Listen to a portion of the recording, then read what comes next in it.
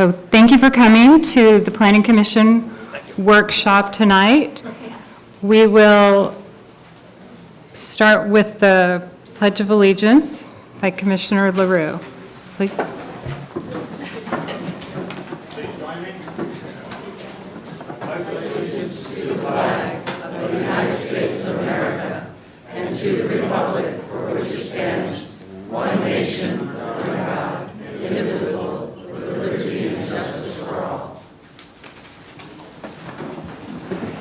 Thank you very much.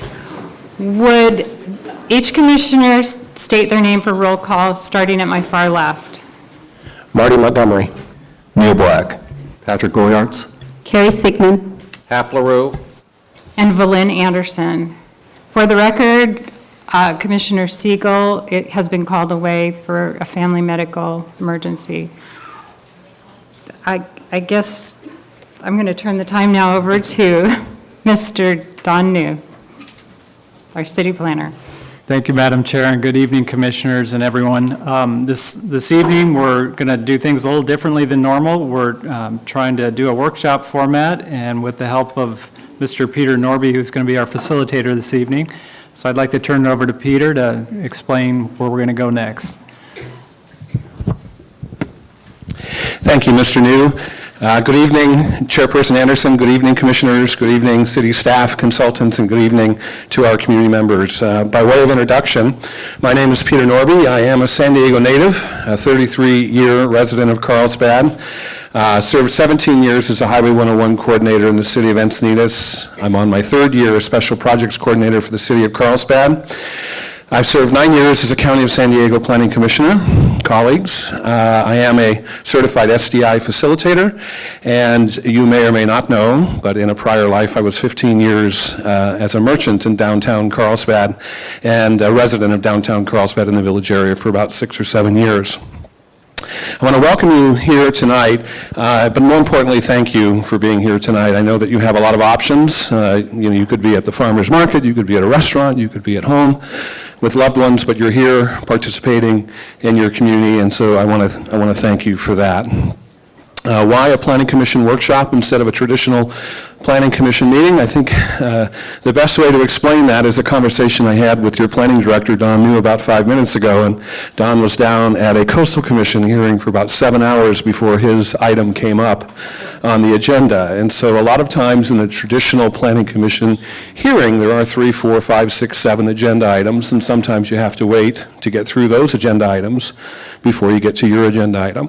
So in a planning commission workshop format, we have one agenda item tonight, which is the Village Barrio Master Plan, and 75% of this meeting is structured to hear from you tonight, to hear from the public. So our role here is to listen to you tonight. Briefly on our agenda, welcome introduction.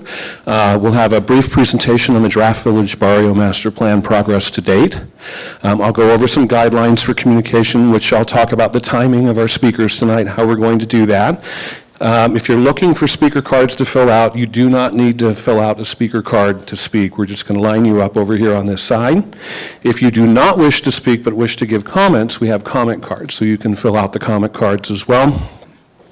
Perhaps the speaker will say something that you want to respond to, and so we're going to be respectful of people's time tonight. So if you want to respond to a comment the speaker or staff member makes or a commissioner makes, use the comment cards to respond to that as well.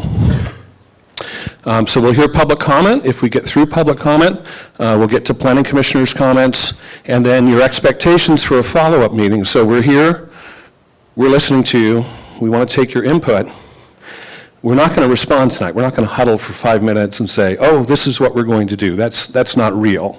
What we're going to do is we're going to take your comments and considerations. We're going to thoughtfully evaluate them. We're going to consider them.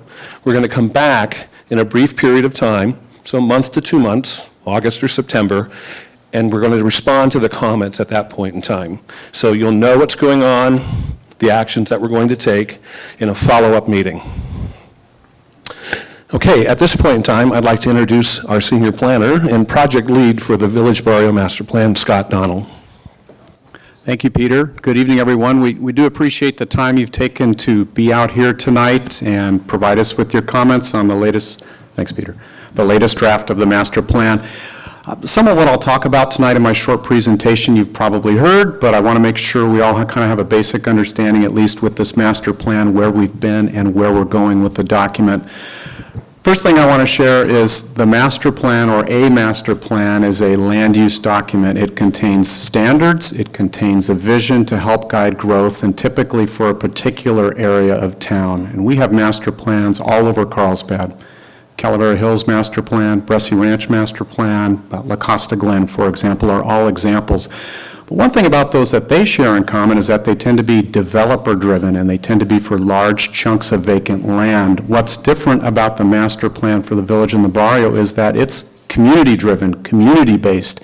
It's based on what the community wants to see for these two special neighborhoods. In addition, the village and the barrio are not vacant like much of Carlsbad was 10 or 15 years ago. Instead, of course, it's mostly developed. And we've got this slide here on the left, which shows the boundaries or the outline of the Village and Barrio Master Plan. It's about 300-plus acres, and it extends from Buena Vista Lagoon and the Army and Navy Academy, Laguna Drive on the north, all the way down to Tamarack Avenue on the south, and then the east boundary is Interstate 5, and the west boundary varies depending on if you're in the barrio, where the west boundary is the railroad tracks, or in the village where the west boundary tends to be along Carlsbad Boulevard, Ocean Street, as well as Garfield. This master plan provides the city with an opportunity to develop for these two neighborhoods a unique vision as well as unique development standards, and that's appropriate for the village and the barrio because they are two unique areas in Carlsbad. If you think about it, there really are no neighborhoods like this that have a very walkable street grid, serviced by transit as well as a train station, proximity to the ocean, and if any place in Carlsbad this could happen, it would happen here, in that you can easily go from your home, if you live in the barrio or the village, to go shopping or to go to the restaurant or walk to the beach. And one thing we want to do with this master plan is improve the connectivity or the relationship between the village and the barrio.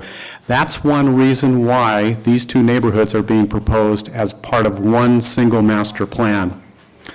We have a general plan that was updated last year that actually contains a policy that says comprehensively update the village master plan. There is a master plan that is in place today just for our downtown area, just for the village. We think it's appropriate because of the relationship of these two neighborhoods to take that master plan and encompass the barrio as well. You know, they already share a common street network, Jefferson, Harding, Madison, Roosevelt, for example. No doubt barrio residents frequent village shops, and no doubt village residents and merchants probably head down to the barrio to go to Lowe's Deli, or perhaps go to the Senior Center or Pine Avenue Park. As I mentioned, there was a policy in the general plan that already calls for the comprehensive update of at least the village master plan, and that document has been in place since 1996. So here we are 20 years later, considering now another comprehensive update of the master plan.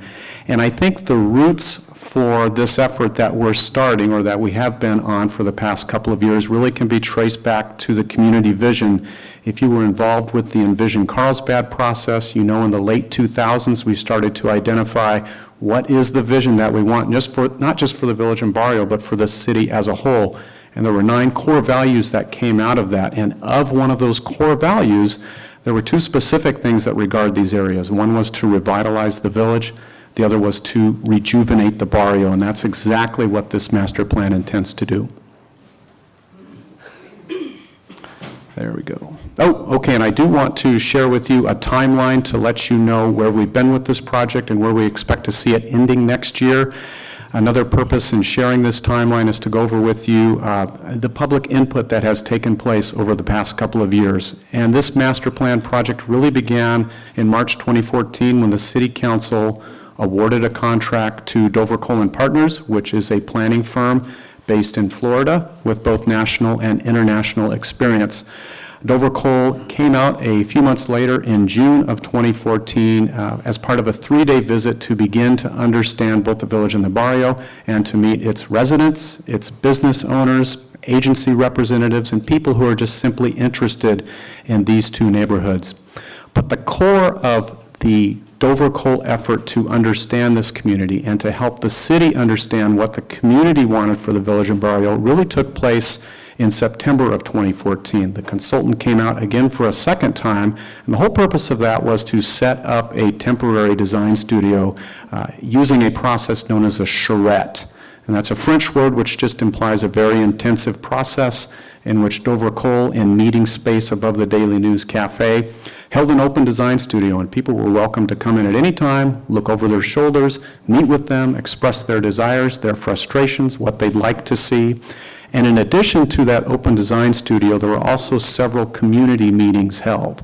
And these 6 photographs here just help to illustrate that. The first one at the top left is simply a meeting that took place during Dover Cole's initial visit in January. But the remaining 5 photos here, some of which were taken in this room, are part of the outreach that was done specifically for the village on one night in September 2014 and specifically for the Barrio. There was also an event in that September 2014 called Fiesta del Barrio. The consultant went out to the community at that point.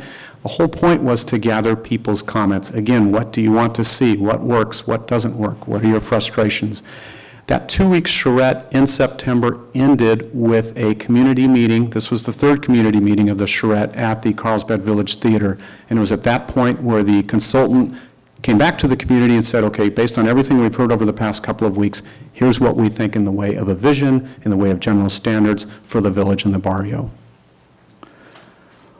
Following that charrette, staff and consultant took the next year plus to prepare the draft, and the first initial draft for this project was released in November of last year. That was out for a 60-day public review period. In December, following the release of that draft, Dover Cole came out for a 3rd time and once again held kind of a mini charrette. They had a 3-day visit, they had the open design studio, they had a couple of meetings, and once again the purpose of that was to ask the community, did we get it right? What do you like? What do you not like?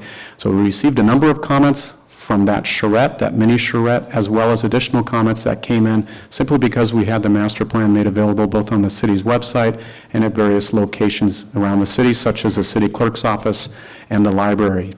Based on the comments we received on that draft, we released a 2nd draft, and that was made available to the public just a few months ago in April. And if you've been following this project, you know that that release was announced primarily at a Planning Commission meeting that was 3 months ago today, in April 13th, at a Planning Commission meeting, the project was rolled out. It was explained in general terms what the differences were between the November draft and the April draft, as well as at that meeting providing an opportunity for people to begin to make comments on the master plan.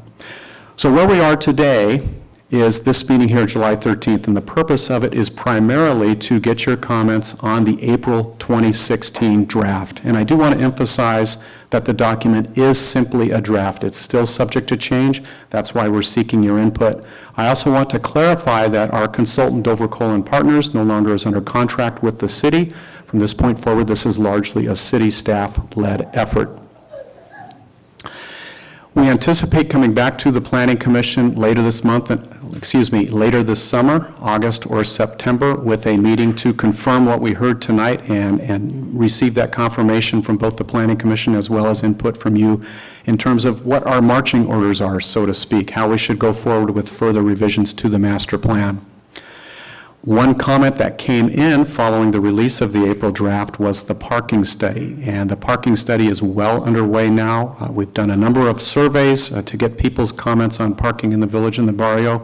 We anticipate that that document will be wrapped up early next year. Prior to that, just as kind of an aside, there will be a community meeting on the parking study held here at the Senior Center on August 24th.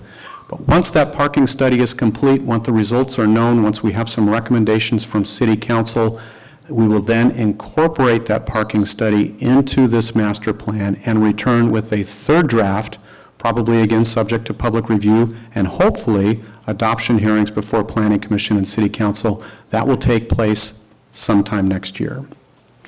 Last point I want to emphasize is just that throughout this process, beginning in 2014 up to this current meeting, we have tried to make the effort to make sure the community has been very well informed. We've got examples here on the bottom slide of some of the postcards and flyers that have been put out, both in English and in Spanish, to simply get the word out and encourage community involvement.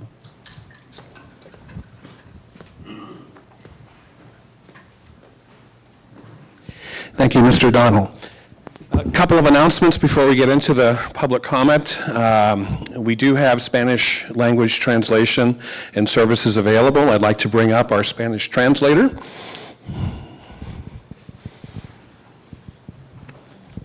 Buenas tardes, bienvenidos a la Junta de Planeación del Plan Maestro del Barrio y del Centro de la ciudad. Mi nombre es Luis Carranza, con Interlingua, una compañía de traducción establecida aquí en Carlsbad. Estamos a sus órdenes para quien necesite interpretación o traducción. Vamos a estar en el cuarto adyacente. ¿Ok? Estamos a sus órdenes. Muchas gracias. Thank you. This meeting is also being videotaped. So it's being videotaped by the City of Carlsbad, and that videotape will be available on the city's website later this week, at the latest, maybe early next week. To get to the videotape, you just go to the City of Carlsbad's website, search for City TV. It'll take you to the TV newsroom area of the city's website, and then click on the Planning Commission link. So this meeting is being recorded. So I want to go over some guidelines as we get into the public testimony portion. Anyone who wishes to speak will be heard tonight. We ask that you be respectful of all presenters and their diverse perspectives. And as was mentioned, this is a very unique area, these two areas. We have building inventories that are 130 years old to buildings that are just built. We have community members who have been here for a long time, community members who have just moved in. We have all manners of professions and occupations and beliefs and faiths. And great diversity. So with that diversity comes perspectives, and perspectives can differ. And so just a really quick, easy slide to demonstrate that. Depending on your perspective, and depending on where you stand, you can either see a square or a circle. Neither one of those are wrong. So we ask that you be tolerant, that you be respectful of the different perspectives that are offered here tonight. Each of you who are going to speak have probably worked to prepare your presentations, and you've done that with the assumption that folks are going to be listening to you when you speak. The second part of that is either before or after you speak, actively listen to the presenters. So you get to speak once, but maybe you're hearing 20 or 30 different presenters, and so actively listen to them, seek to understand what they're saying. A lot going on in Carlsbad right now. This meeting is for the Village and Barrio Master Plan. We would ask that you keep your comments focused and centered on the Village and Barrio Master Plan. We have two stations, a station over here and a station over here. One of them is going to be recording positive comments. I don't know which one. And okay, and one of them is going to be recording things that you don't like or things that could be improved. So naturally, if you have concerns about a project, they're going to be kind of top of mind. But we would ask if you could also tell us if there's items in the plan that you like, so we can make sure and not go somewhere we shouldn't go in terms of changing the plan. So we want to hear from you tonight. It would be very helpful to hear from you things that you like about the plan and things that you don't like or could be improved. So again, with this many speakers and this big of a crowd, we want to be very respectful. So a speaker may say something, you may want to respond to that, raise your hand or talk. We're not going to acknowledge you. The way to respond to that is to respond with a comment card. If you're speaking, we have 3 minutes allocated for speakers. If you're speaking and you have more to say and you go beyond the 3 minutes, we have a timer over here that's going to alert you when there's 2 minutes left. And then when the 3 minutes are up, I will be intervening. I will be saying, please summarize. You're going to have 10 or 15 seconds to summarize, and then I'm going to say thank you, and I'm going to ask for the next speaker. Again, if you have testimony beyond that, please use your comment cards. To staff and to the Planning Commission, if you hear a comment from the speaker and you'd like to dig a little deeper, or maybe you don't understand the comment, you want a question, you're able to do that. This is your meeting, so feel free to intervene when you hear something and you're either not clear or you want to go deeper. Same with our city staff. And lastly, I think this is an important one. We're doing something really great here. We have a really awesome city. We're working hard to do a village and barrio master plan. We're setting the template. We're rendering our future with a document that should serve for the next 20 years.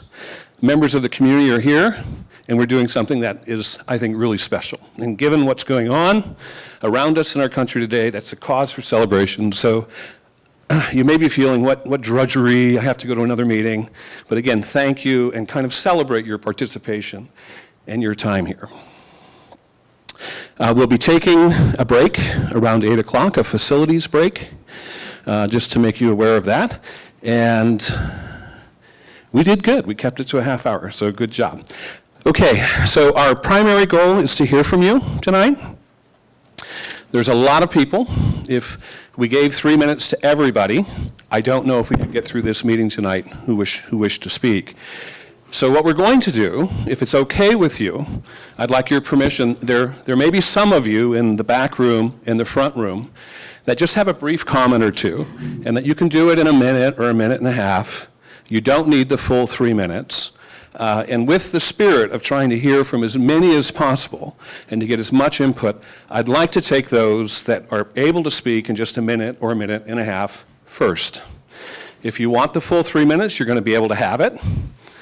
You're just going to go after. And again, this is in the spirit of hearing as many people and as much voices as possible. So are you okay with that, if we do that? Okay, thank you. Thank you for doing that. When you come up and address, we'd like your name. We'd like your address so we know who you are. We're going to, no speaker cards are required. We're just going to line you up on this side. When the speaker's finished, please come to the podium and begin your remarks.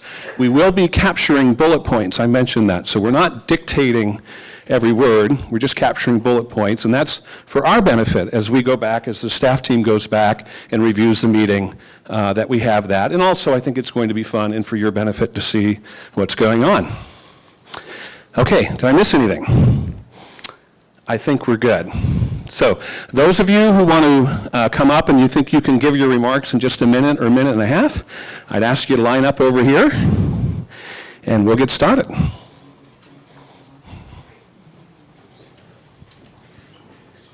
Just want to check and make sure this mic is on. It is.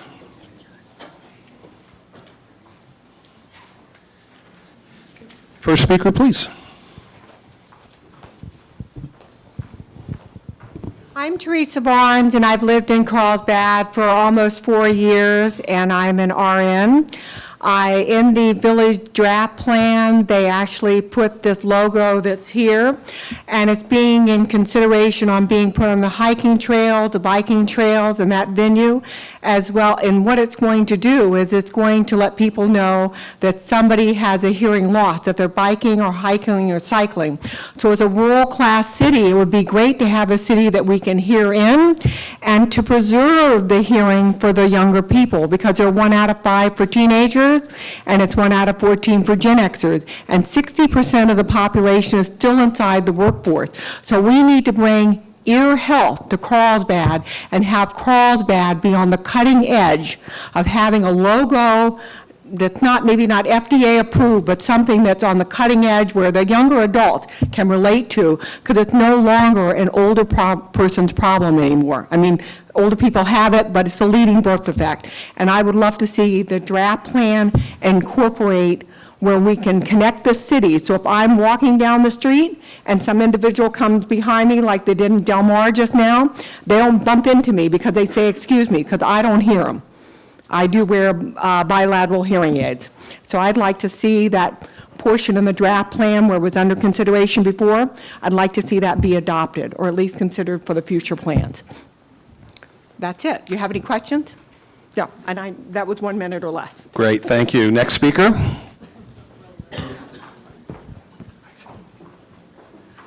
Hi, good evening. My name is John Gomez, and I live at 3306 Madison Street, in the same house my grandfather built in 1939.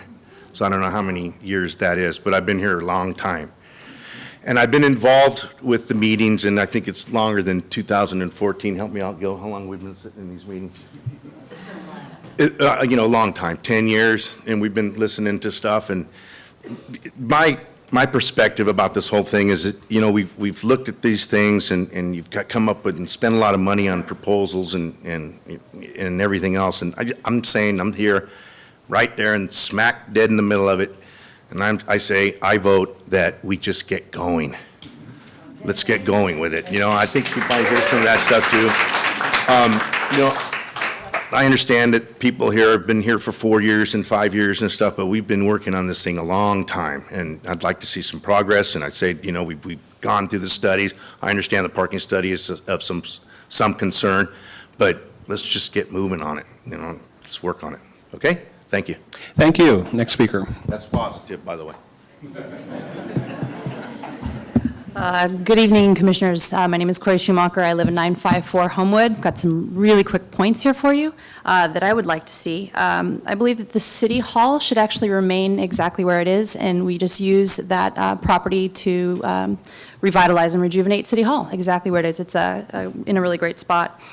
I also believe that the motels and visitor accommodations in the Village in the Barrio Master Plan area should include there should be included a policy that ensures affordable visitor accommodations for folks who may be not able to afford living here but can at least visit.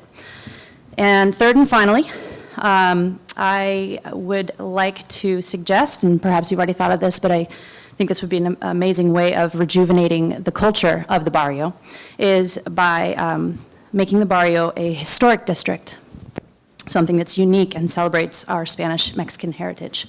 Thank you very much. Thank you. Next speaker. Hi, my name is Kimmy Chatfield. I live at 4067 Aiden Circle, Carlsbad. And I had a few comments about the bike plan involved in the proposal. There are many areas now in Carlsbad in the village that have sharrows. And I am a frequent cyclist throughout the village. I live off of Tamarack, and I find them to be very dangerous at the very least. I am not allowed to take my little nieces or nephews on these sharrows. They're not bike-friendly. They're not family-friendly. They don't promote bicycling. I have had many motorists honk at me, speed past me in order to get around me, and I think they are very, very dangerous. I'd like to see more protected bike lanes, such as the portion along Buena Vista Lagoon leading into Oceanside. You can see where there are barriers and 2 bike lanes. Also, the disconnect between all the bike lanes when you have to maneuver out of a bike lane and into the vehicle lane, such as the roundabout, the new roundabout on the edge of Buena Vista. When the bike lane ends, I'm thrust into either vehicle lanes or the sidewalk. So it creates a very precarious situation. And also, along Carlsbad Village Drive entering into the village, there are bike lanes on both sides and no parking, but they're also not protected. So those are very dangerous situations. So I just wanted to ask about implementing better bike safety, since you have spent so much money implementing new biking Could the speaker parking. please summarize? I'm sorry? Please summarize. Oh, I'm sorry, it's too long. Okay. That was it, just more protected lanes. All right, thank you. Thank you. Next speaker.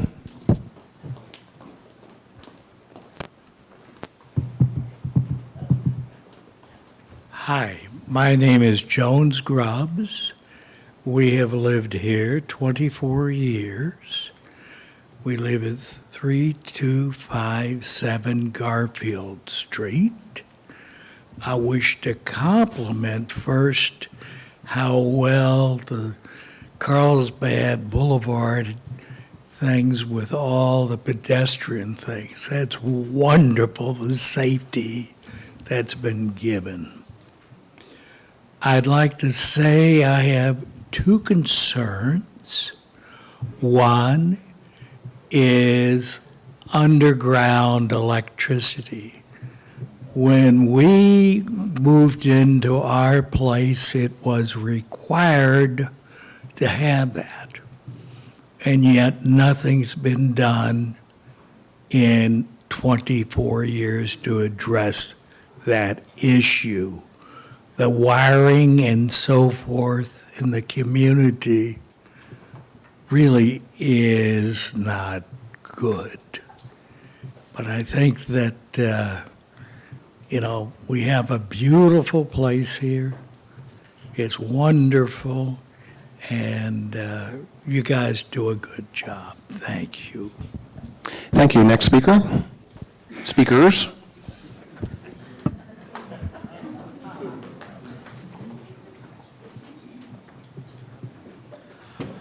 Hi, my name's Kevin Slottick. This is my wife, Emily. These are our boys, Jack and Dashel. We live at 3484 Roosevelt Street. We've been there for the last 3 years. And I think, in summary, what we'd like to say is we agree with John. We've been a part of this process now since we moved here and have been really optimistic about it. But as we see the timeline continue to slide right, it's a little bit disheartening. So let's get to it. Let's make it happen. We think that the Village and Barrio Master Plan captured really some of the best feedback from our community. We thought the charrette process was positive and productive. So now my concern is just that by the time we see this improved connectivity, the better bike lanes, the underground utilities, all these wonderful things we've been talking about, this boy will be in high school, and it's just too slow. So thanks for letting us talk. That's our perspective. Thank you. Next speaker? Good evening, everyone. My name is Marissa Torres. I live at 880 Magnolia Avenue. I want to apologize because I haven't been to a lot of meetings, but I just started a new job and just passed probation, so I haven't been able to get here at 5:30 for the Barrio meetings. But my thing is, the second speaker and this last speaker, I didn't write down their names and everything, but it's love where you live, and I've said it before. Let's not talk about it, let's just be about it. 24 years, the man said he's been waiting. And I've only been here 10 years, so another 24, I'm 52. God, I may be dead. I mean, honestly, if I don't start exercising, I might be dead. But the reality is, safety is a part of issue of Carlsbad, and we all appreciate your time.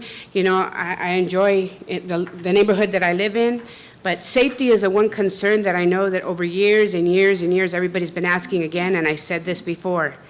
The lighting in the community, where is it in the barrio? There's no lighting. Before you can do anything else, we need safety. Safety is lighting, we can't see.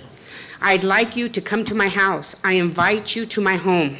I will turn off my front porch light, and I want to see if you can see, because you can't. It's dark. Corner of Harding and Magnolia. So once again, I also appreciate everything. The other one person was the third speaker. She's talked about the historic, making the barrio historic. I would like to see that as well, because there is so many people that have been here for years.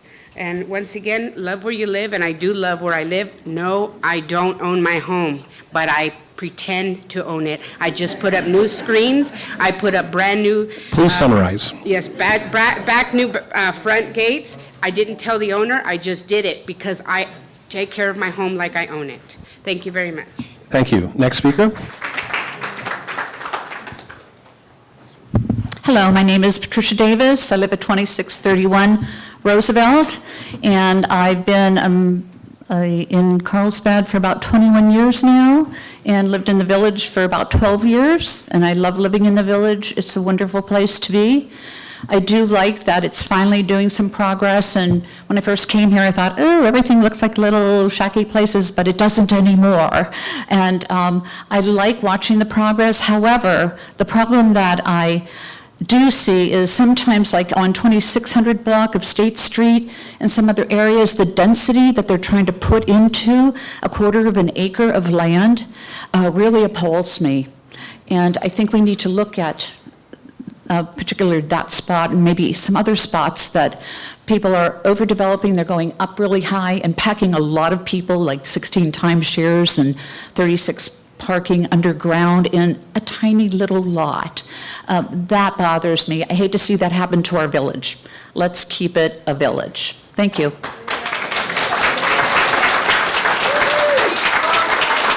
Okay, so if I could just, light applause is good, but we don't want to kind of interrupt our speakers and as we get going, so light applause is good, and let's just keep it to light applause, that's great. Next speaker.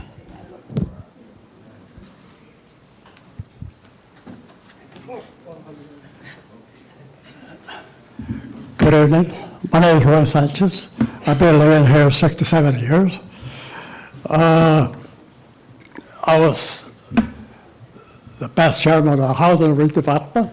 We built this senior center, all the downtown. We done the roads, the sidewalks, and everything.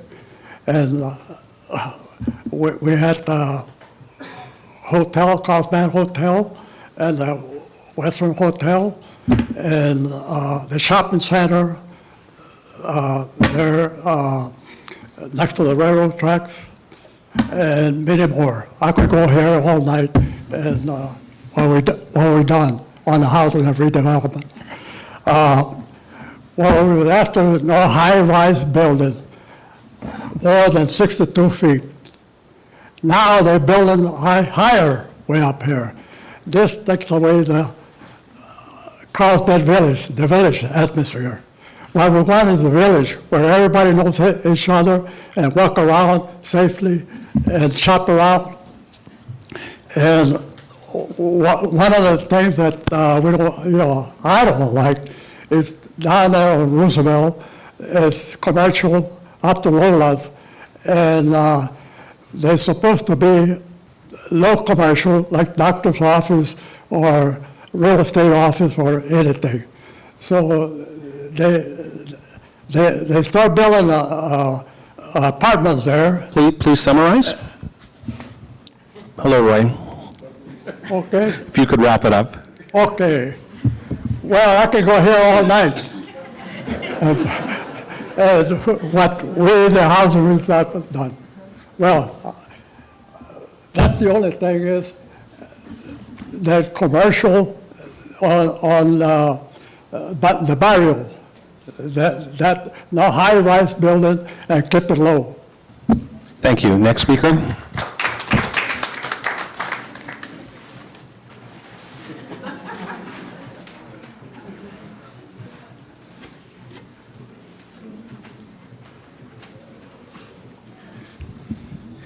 I'm Alex Kananchuk. My family owns the industrial property at 3305 Tyler Street.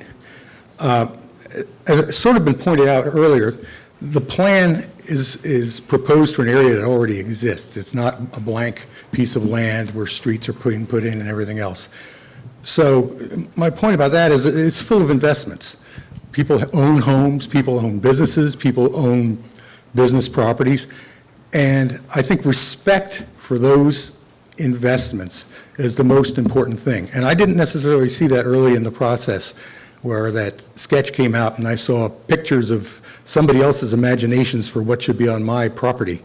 And nobody asked us, and I think we've got to kind of take that into account. My second point would be towards this heritage area. I do not think it's a good idea. Look at your map. What you've done is you've taken the village and put it together with the barrio. You now have one area. And then to divide a line down the middle, because certainly the village area doesn't claim any particular historical significance in that respect. And so, we're supposed to be moving on, not backwards. And I think if things are done to recognize it, that should be very informal. I don't think the city should be doing it. If we're going to be together for one sort of planning purpose, I think that it's just time to move on past that. And that's what I had to say. Thank you. Thank you. Next speaker. Hi, my name's David McGee. I live at 3478 Roosevelt. I've lived in the home for 2 years. I've owned it for 15. And one quick comment. I know that this new plan is, you're doing a great job, but I'm concerned about safety. Carlsbad is going off the Richter scale. There's a lot of traffic. There's a lot of cars moving around.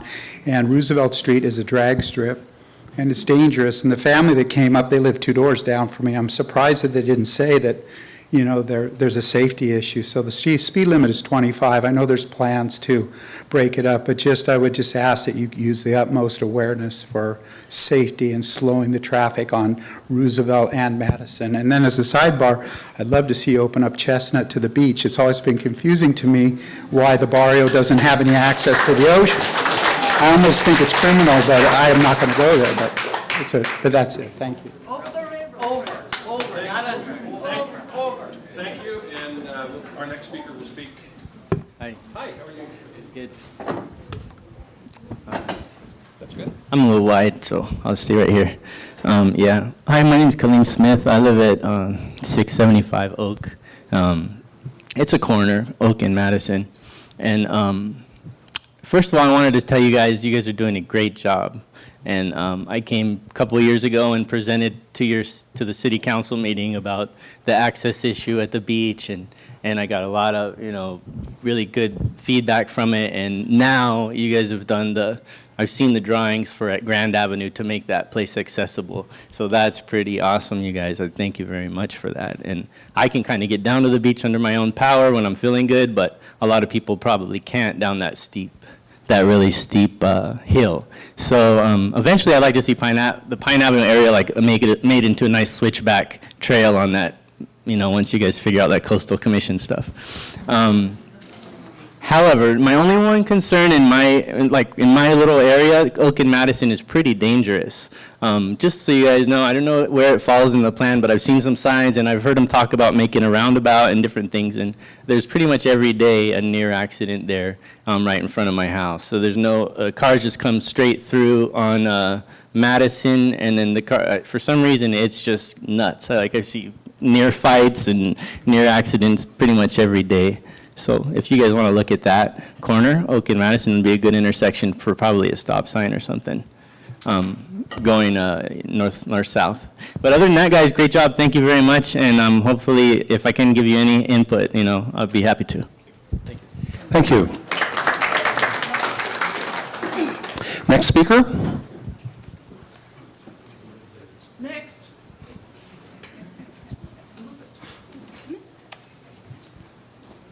Hi, I'm Carolyn Watson. This is Finn, my first working dog that I'm in training.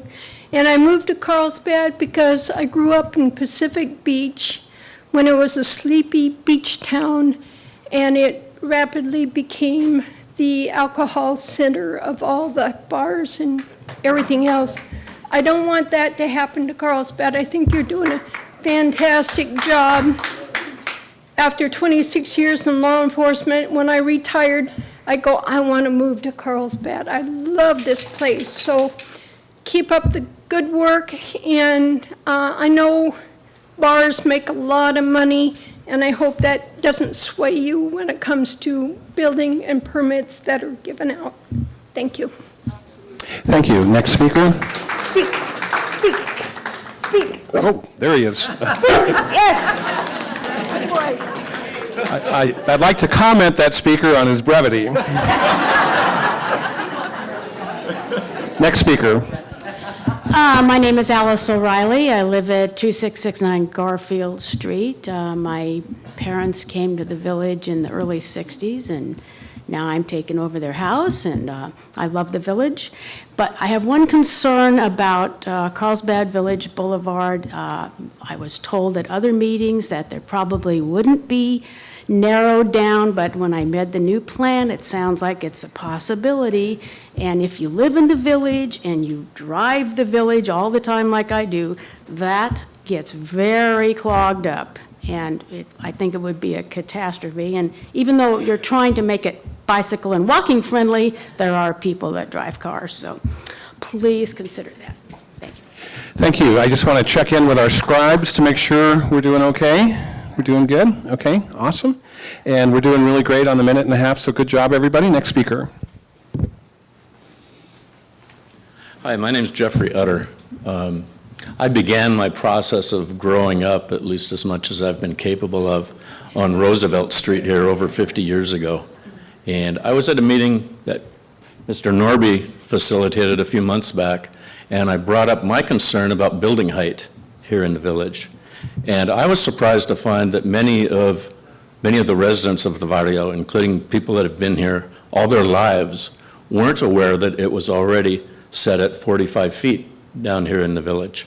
And Mr. Donald was kind enough to inform me of that. And so what I'm kind of wondering, because the people here didn't know that, and you had this 2-week charrette, and nothing came out in the November draft about raising it to 55 feet. How did it change from November to April that there was input driving 4 areas of the village to a 55-foot maximum building height? And what I've already heard from several people here is they think, and I think, that that tends to destroy the character of a village. And I think that, I know there are some people who think that it should be downsized. So at the very least, I don't think we should be going higher than we already are. Thank you. Okay, sir, I think we have a response, or somebody wanted to comment on that. We'll start with Commissioner. I just wanted to clarify with you. I don't know if you realize the building height is 45 feet, but the 55 feet is not living area at all. And I just wanted to clarify that for everyone. I'm not saying pro or con, I'm just saying what the facts are. So you can have a building of 4 stories, up to 45 feet in certain areas. And then the 55 feet is only roof architecture. There is no living space in that extra 10 feet. I understand that, but... No, I am only... Please. I am only clarifying for everyone else, that's all. I'm not saying pro or con, I'm just saying what it says in the update. I understand, but if you're out on the sidewalk, or if I'm looking at it across my skyline, I don't care if someone has their crazy aunt up in the attic. You're It's still 10 feet higher. You're absolutely right, but I did want to give you the facts. Okay. Thank you. Mr. Donald, did you want to respond to that, or? Thank you, Peter. Mr. Utter, I want to clarify that you are correct. There was not a proposal in the November draft to raise the building height to 55 feet. As I mentioned, that draft was put out for public review, and when our consultant was here in December, one thing we did with the consultant was test that document, that November 2015 document, with developers and architects. What do they think of the standards? They're part of our community too. They use the plan. They need to build by it. One of their suggestions was, in order to achieve architectural variety, in order to achieve mixed-use buildings, they recommended exactly what Commissioner Siekman described. That's what got incorporated into the plan. Okay, next speaker. Hello, my name's Laura Drelishak. I've lived here for over 40 years. I agree with the one speakers in that it is well past time to improve the lighting and sidewalks in the barrio. It's a shame that it's taken this long, and that alone should have been done a long time ago. I also feel that the height limit is way too high. Personally, I'd like to see a 3-story height limit. If you really want to preserve the character of the barrio, 4-story buildings aren't going to work. And one other comment, very briefly, I think that you need to be very careful about the mixed-use concept.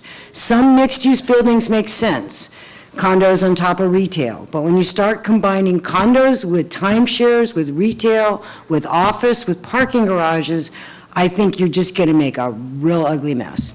And that's all I have to say. Thank you. Thank you. Next speaker. Hi, my name is Jessica Kiko. I live at 3900 Garfield Street, and I've only been here for a year, and so I haven't had a chance yet to review the master plan, this draft that's been done so far.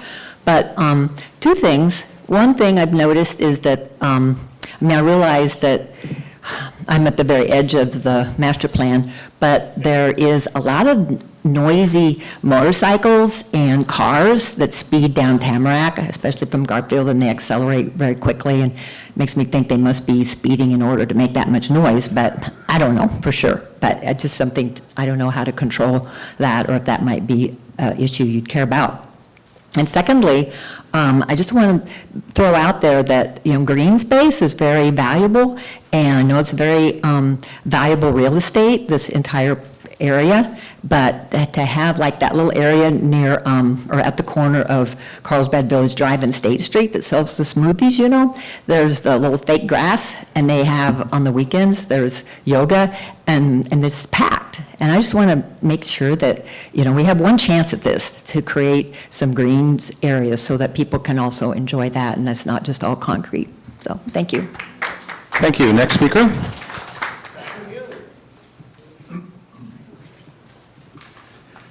Hi, my name's Simon Angel, and I've lived here all my life. My family has been here before me, so I live at 3324 Tyler Street. And I've exchanged emails with Mr. Donald and suggesting that maybe on Tyler Street, where it's a combination of business and residents, that maybe it would be worthwhile to look at it and into considering making Tyler a one-way street. And that's for safety reasons primarily, but that's it. And I kind of echo the sentiments of the other folks that have brought up the Chestnut access to the beach. You know, it's midway between Elm and Tamarack, and it would be a real help to get people in and away from the beach. So, thank you. Thank you. Next speaker. And if there are any more who wish to speak for a minute and a half, please line up over here. Okay. My name is Sarah Matautia. I am a descendant from the Sanchez family here since the 1930s, and I live at 3215 Tyler Street. And I just wanted to agree with the gentleman earlier who spoke about respecting people's property who live here and their investments. And I'm agreeing with him because this pertains to the street that will go through Pine, and which will also go through my house. So just letting you know. Thank you for your time. Thank you. Next speaker. My name is Robin Hansen, 56-year resident, 3514 Highland, southeast corner of Chestnut. Right now, there are frequent accidents on our corner. People run it routinely. I have seen a policeman out there in the last 2 years, once or twice. So the idea of Chestnut going through to the beach is horrifying to me. That would probably just make me sell. But, so that's something to consider when you think of that. Already from the high school, the speeding traffic is very bad. The enforcement is woeful. And so anyway, that's just personal interest, not so good.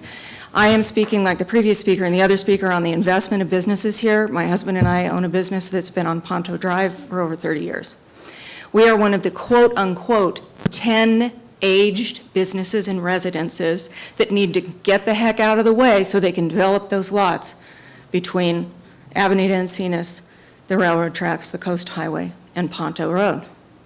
So think of the investment.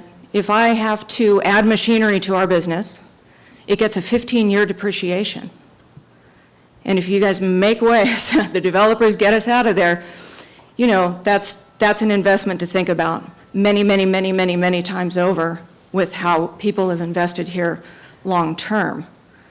So if I invested $60,000 last year in leaseholder improvements, and I get to see 3 more years out of it, kind of sucks.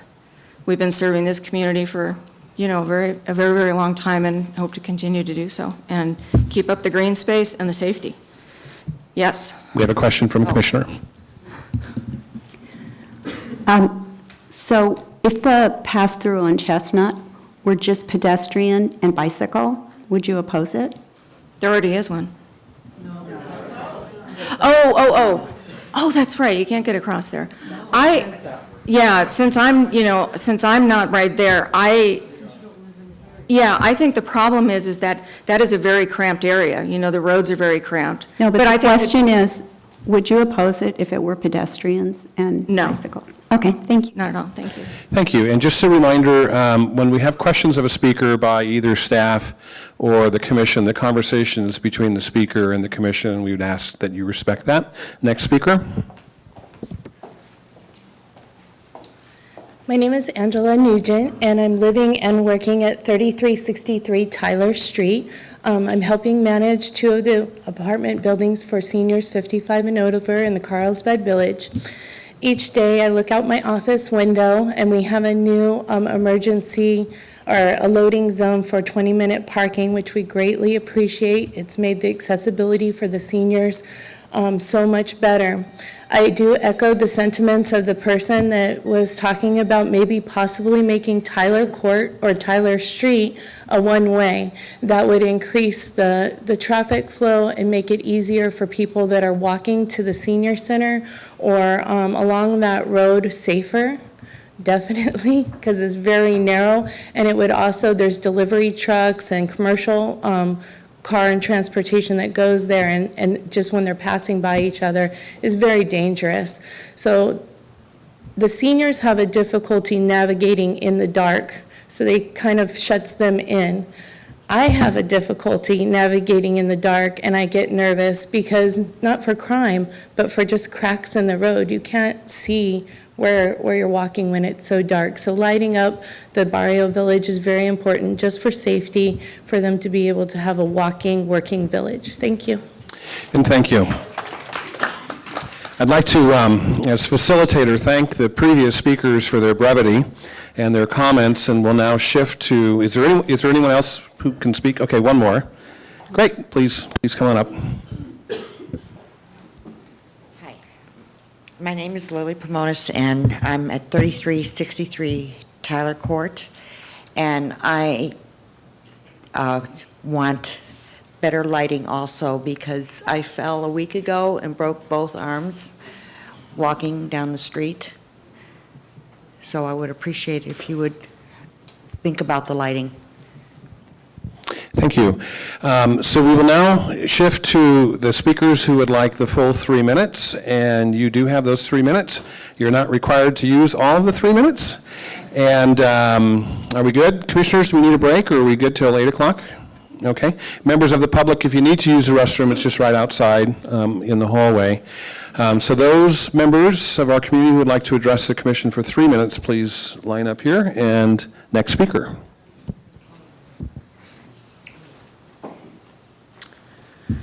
Good evening, Robert Wilkinson, 2277 Cameo Road, representing Imagine Carlsbad. I'd like to quickly start by taking the opportunity to express my appreciation for our city government switching to an alternative fuel for their diesel vehicles. I very much appreciate it as a person, as a citizen who's concerned about our carbon footprint, and as a cyclist who's in the roads with the exhaust. It's much appreciated. Now, if we could just ban plastic bags and polystyrene and possibly bring the gray wool back to the hills of La Costa, would truly be a world-class city. Beyond that, thank you. To be a world-class city, we really need to get this master plan correct. This is town planning. And you may have seen Imagine Carlsbad has once again given you reams and reams of paper of comments to look at, and we appreciate your consideration of that. We do understand that this is now a multi-year process. As the audience has said, everybody's anxious to see progress, and that progress we'd like to see, I think it would be most meaningful if it comes from the city government in the public realm, in our streets, and those types of improvements. But we've given you a list of 12 items. I'm going to go through them quickly, and then we'll have some other speakers. The master plan states that this area is a regional asset, and I think it needs to be pointed out that this master plan is implementing some of the objectives and goals that were expressed through the Envision Carlsbad program a number of years ago. Let's see. I'll switch to a major feature that's not in the master plan now that we really think is important is the protection of commercial uses in the core area. Right now, the master plan does not have that. That means that it's open for the development industry to come in and build as many homes as they want to. We all know that they make more money quicker selling homes than they do building other types of uses. So we need to protect retail and office space in the core area. Building heights, I know that's a sensitive issue, but if the public would go to the west end of Grand Avenue, west of the boulevard, and take a look at that, that's Carlsbad by the Sea. It's 3 stories on one side and close to 4 stories on the other. See how that feels. I'm not afraid of the height at all. But what I am afraid of is the quality of the architecture that we're getting. The standards in the master plan right now, well, they're not standards, they're guidelines, and they're ineffective. Unfortunately, we've had some poor-looking projects approved in the village. They haven't been built yet, but if they do get built... Please summarize. Okay. Well, I'll be back. I'll let others speak, so I've got more to say. Thank you. Thank you. And so we're keeping the time over here as well as over there, so if you see some discrepancy on when the light turns red, I think it's like a 30-second warning and then it starts blinking. Next speaker.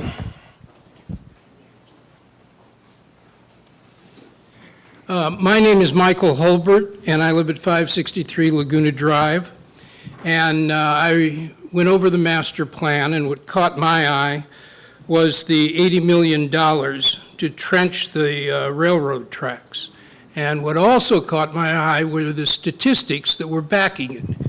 It said, yes, 85% if it cost the city $80 million, and $80 million was just a guess. And 94% if there is a return of $80 million by increased property values and taxes. Then I checked the appendix to see how this polling was done. It was a poll taken in one of these meetings by only 90 people, and that included city officials. Now, it seems to me you're the planning commission for the entire city. So I imagine if you're spending $80 million, it's going to include all of Carlsbad, not just 90 people. And I think that the rest of the city, the population would be probably very interested to know what you're doing here, and they probably know nothing about it at all. And where is the $80 million going to come from? No answers? Not a clue? Interesting. Yeah. The other thing is that the trenching, as I remember, when I live it, I cross the tracks all the time going to the beach. It's not an impediment from where I live. It could be from other places. But it seems to me the real impediment to getting to the beach is the traffic on Carlsbad Boulevard. 4 lanes, always full of cars, going very rapidly. You put in a few buttons that you press that put on some lights and slow the traffic, but it's still, that's the main impediment. It isn't the trains go by in 30 seconds or less. And so I don't understand why that is the emphasis of this trenching business. And I agree, living right on State Street, that some buildings are built that really are atrocious. I've noticed one on Laguna Drive, the one on State Street by Taylor and Morrison. These things come right to the curb. There's no planning, no plants, no nothing. They're packed in. We have one huge wall from that Taylor Morrison thing, and they're going to double the size of that. And yes, they have rooftop things, but they also have to have stairs going up there. So there are stairs, you have that. Please summarize. It's just the same as having a 4th story. Thank you. Thank you. Next speaker.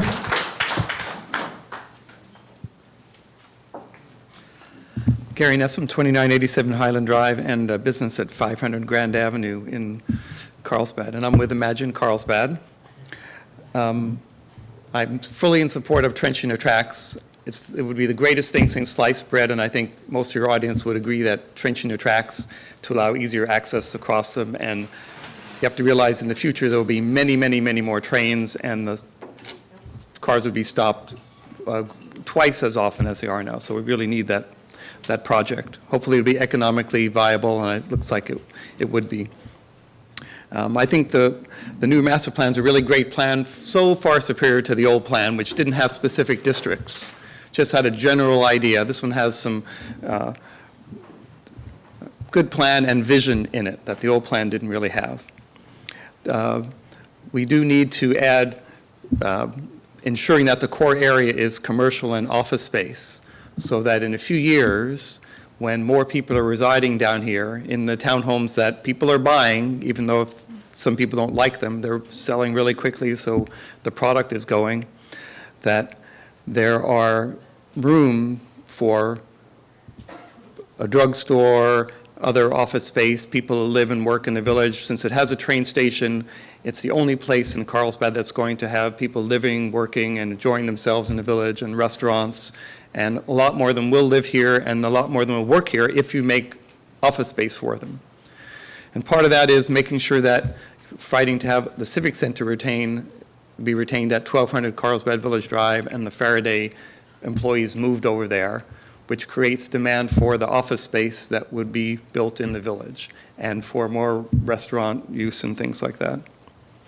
Also, I'll double what Bob Wilkinson mentioned about if you go down to Grand Avenue between Carlsbad Boulevard and Ocean Street and just stand in between Village by the Sea, which is 3 to 4 stories high, you wouldn't be uncomfortable with that particular block, and that's probably what just the core area would look like.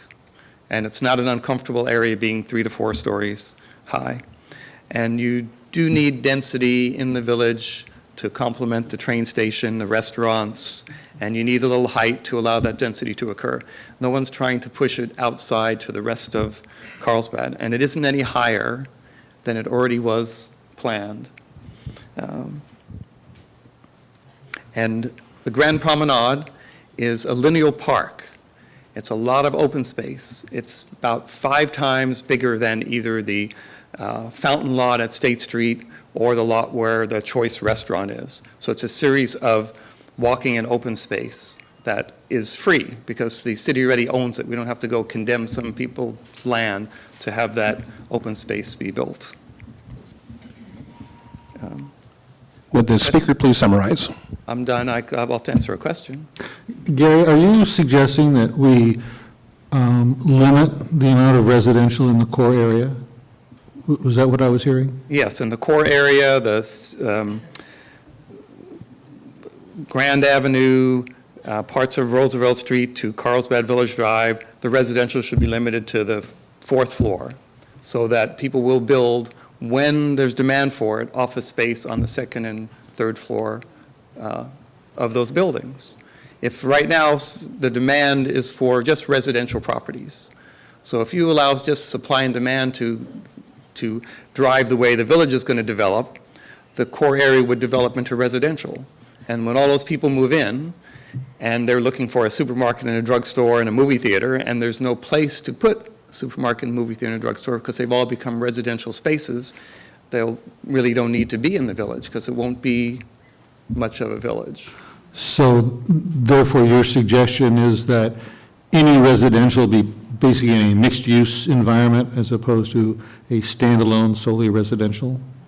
You should have, if you go, as the plan calls for, if you go about half a block north of Grand Avenue and anywhere from Oak Street south, it's all residential. It really wouldn't be mixed use. So you're mixing the uses in the village horizontally rather than vertically. Then if you go into the core area, you'd get buildings like where Payon is, where the 1st floor is a restaurant and a couple of commercial spaces, and the 2nd floor is office space, new Class A office space, and the 3rd floor is some penthouses. And then you have a nice core area with a lot of office space for people to be working at, where they can use the train, walk around, use the restaurants, and some of them would live someplace in the village probably. Thank you. Next speaker.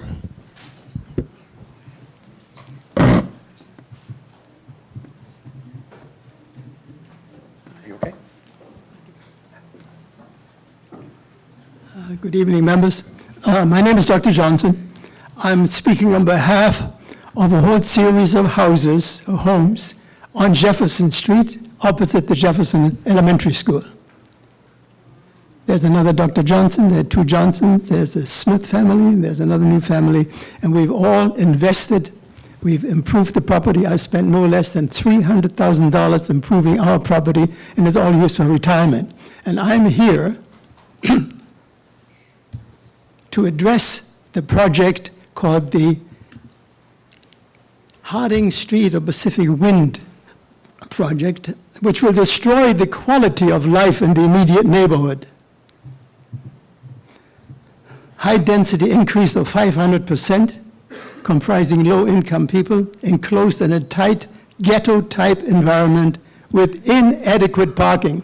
There will be at least between 100 or 200 cars running around looking for parking. There will be an enormous problem.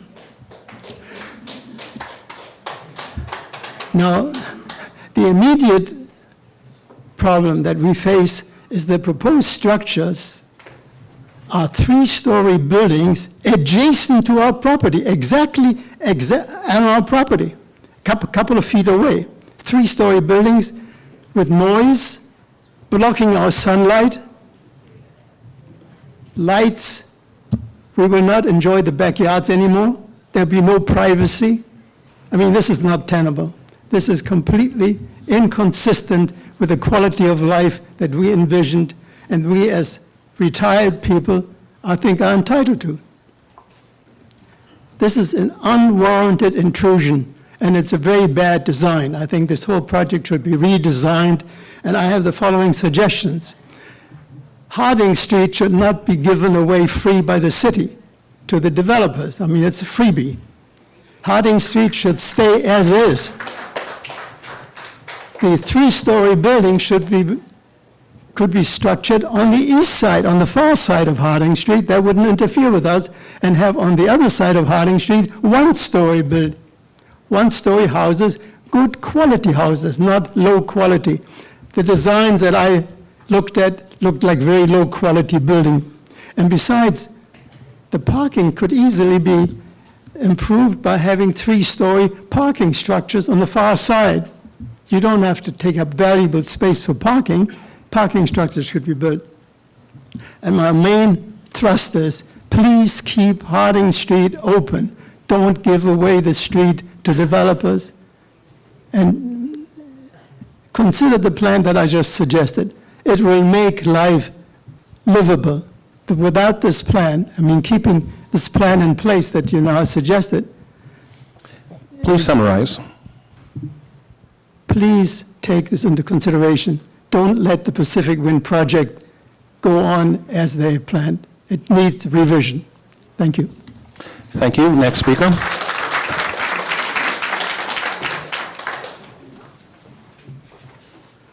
Good evening. Lori Boone, 3955 Skyline Road. I think it's really interesting and important that right where we're standing tonight used to be the original schoolhouse here in Carlsbad. It sat right here. And the reason that's so important to what the comments I wanted to make is I have been worshiping at Carlsbad Community Church for 43 years. And that church was founded in 1922, where the children, it was a Sunday school, the children met in the public school that sat right here, which was the genesis for the adult church that was founded in 1924. And a church was built across the street from where right where I stand in 1925. And I brought with me tonight a picture. I know it's hard to see, but it's a map of Carlsbad, the whole town, in 1925. And I'd like somebody to guess, what do you think the population of Carlsbad was? It's listed on this official map. What do you think the population of Carlsbad was? Just raise your hand. Come on, somebody. 400 people. That's when it really was a village. And it was Carlsbad. This was the whole shebang. The town just about ended where the school was and the church was. So let me interrupt here just for a moment, please. If I could have the speaker address the commission. Oh, I'm so sorry, yes, rudeness, but I wanted, can you see my map? Okay. I brought the map just as a point of reference. Talk about investment. My church has been on that spot for 90-some years. And our logo on our church has been, or in our stationery for years and years, in the heart of the community, with the community at heart. And, you know, we built that little teeny church, and then the sanctuary was built in 1964, and then the big worship center that now sits across the street was built in 1991. Before that was built, many people in the congregation said, don't build another church on this dying area of Carlsbad. We were offered free land off of El Camino Real, which would be more in the geographic center of Carlsbad. But you know, we voted, we want to stay in the village, we want to stay in the heart of Carlsbad, because that's where we want to be, and we believe it is a good place to stay. So when I started coming to all the charrettes, the charrettes and everything, and we heard the statistics that people are actually moving back into the village, I got so excited because, you know, it's not only preserving the actual historic preservation of the past, but it's the future. People are moving here. So I really want to ask you to consider making it a one vision, unifying, seamless village master plan, because I think that's where the future goes. Thank you.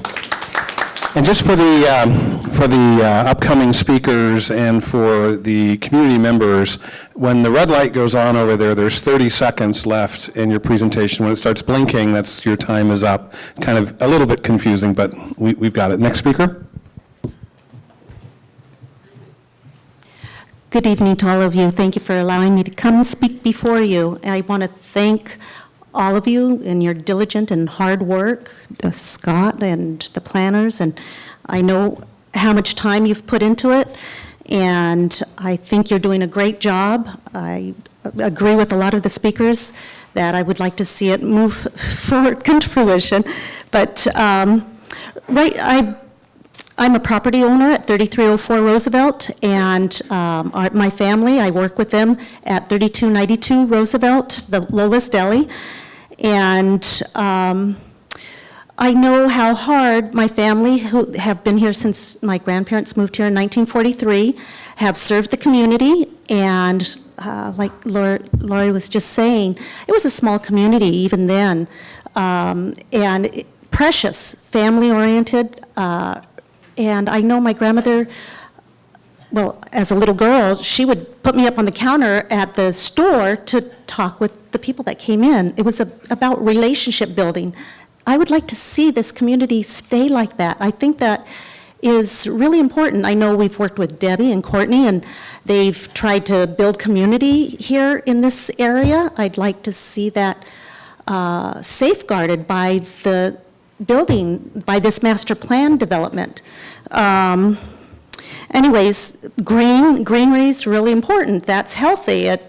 Concrete is just not healthy, and you know, I feel claustrophobic when there's so much concrete around buildings and height. I want to address the culture and the history. I have girlfriends, one who has Swedish background, and she goes to different states and goes to Swedish communities there. She's tried to learn her language because when her family moved here, they lost their language. She studied it because she still has family back there. She wants to be able to talk with them. Another girlfriend from Switzerland, that she goes to places where they retain that culture and that history. It's precious. I would like to retain ours. Yes, a lot of our family members came from Mexico, and Spanish is the language that they spoke. That's why they call it the barrio. It means neighborhood. And I think it's important. We have the third graders who come and they come for the local history. My mom goes, they collected all these photos of people who grew up, who lived in the barrio, and put them on the walls in the old store so that people can see where these people have gone beyond Carlsbad after they went through school and graduated and continued. wonderful stories that I've learned also. I don't have Please time to- summarize. So summarize, yes, I would like to see more mom and pop style businesses kept here. I would, pedestrian access across Chestnut, I'm in favor of, more in favor of that than cars, but safety, broader sidewalks, strollers, there's a lot of Thank you, families thank here. you, thank you to the Thank speaker. you, all right. Next speaker. Good evening. My name's Linda Schlesinger, Carlsbad resident, grew up in this town, went to elementary, junior high, and high school here. I want to echo some of the comments that were made earlier about the height and the density. From those renderings, Elm Avenue looks like it's going to be a gauntlet and claustrophobic. Also, a couple people have made mention of the Carlsbad by the Sea and its height and how that can compare to what the plan shows. I'd also like to point out that if you go and look at that property, there is a setback from the sidewalk to the building. There's a grassy area, palm trees, and planters. The renderings, I don't see that. If you go down State Street, some of those new buildings that have been put up, there's little tiny squashed concrete planters between the vertical surface of the front of the building and the sidewalk, and I think it's horrible, and I'd hate to see the rest of the town turn into that. I'd also like to comment on reducing the lanes on Carlsbad Boulevard.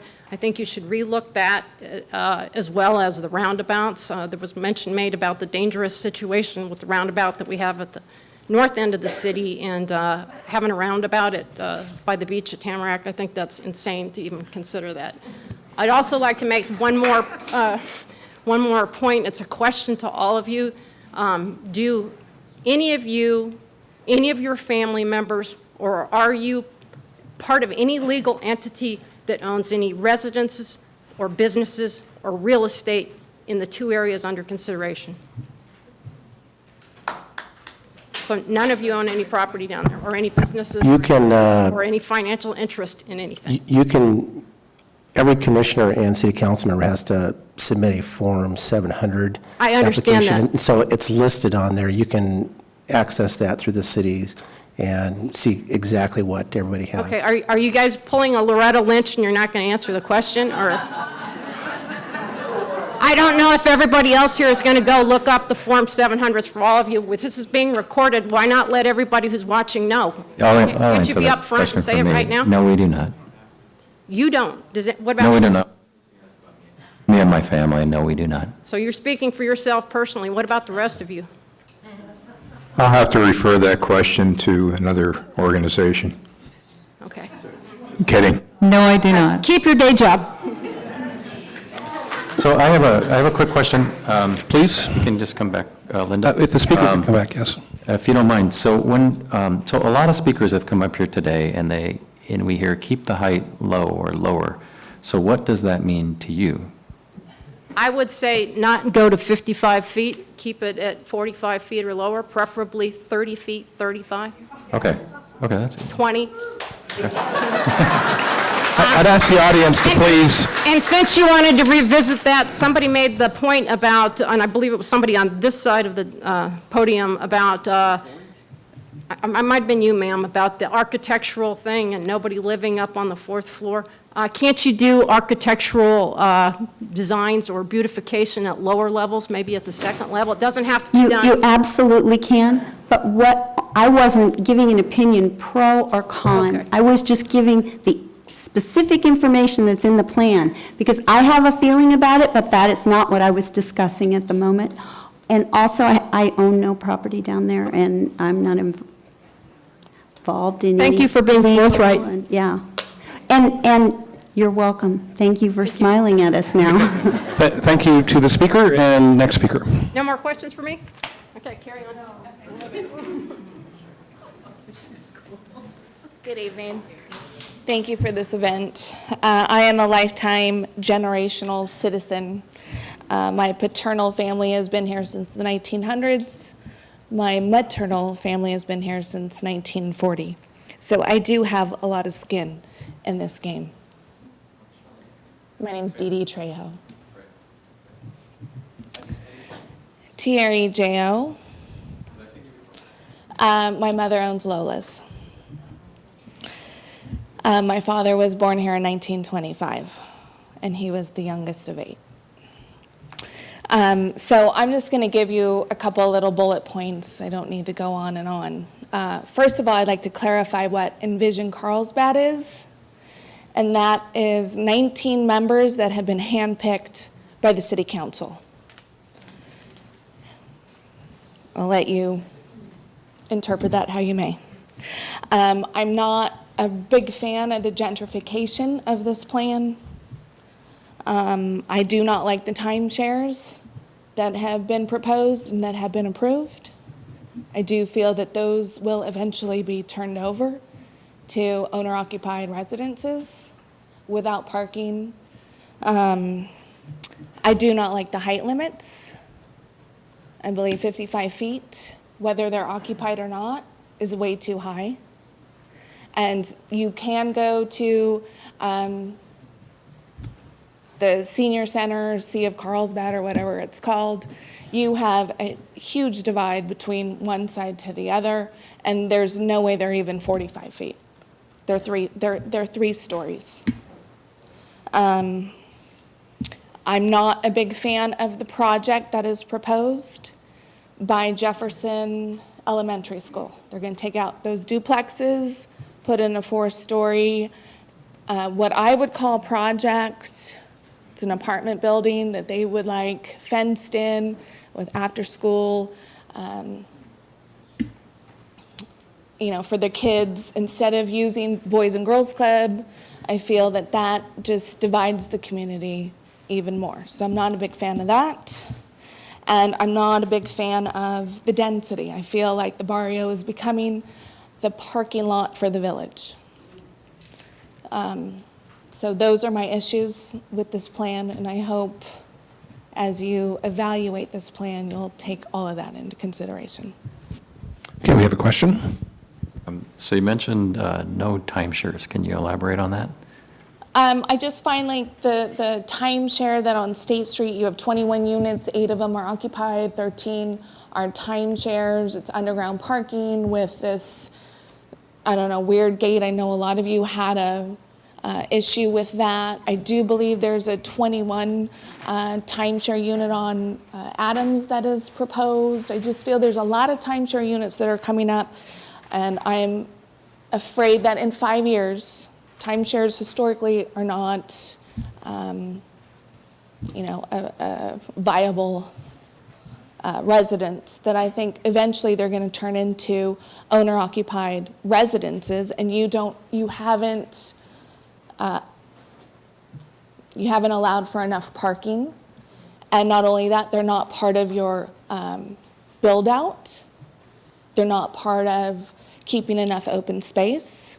So I just think it's kind of a roundabout way to create residences without accommodating anything else. Additional question. Just a FYI, when that came before us, they cannot change those timeshares into condos because of the parking. Regardless of the time frame? In 10 We years? asked In that 10 question. years. We asked that question, unless there's a complete change in. So they're going to go bankrupt and you're not going to allow them to turn into residences? Well, we're not the ones that make that decision, but we asked that question. We asked that question, and they are not allowed to do that. So what happens to them financially is really their concern. Well, with all due respect, in 10 years, you have no guarantee what that timeshare is going to be.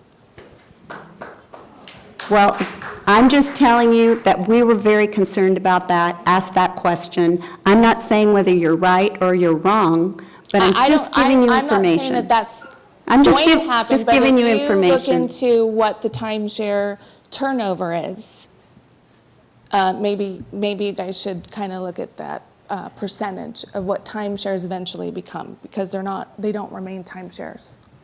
Okay, thank you to the speaker. Are there any additional speakers that wish to address the Planning Commission?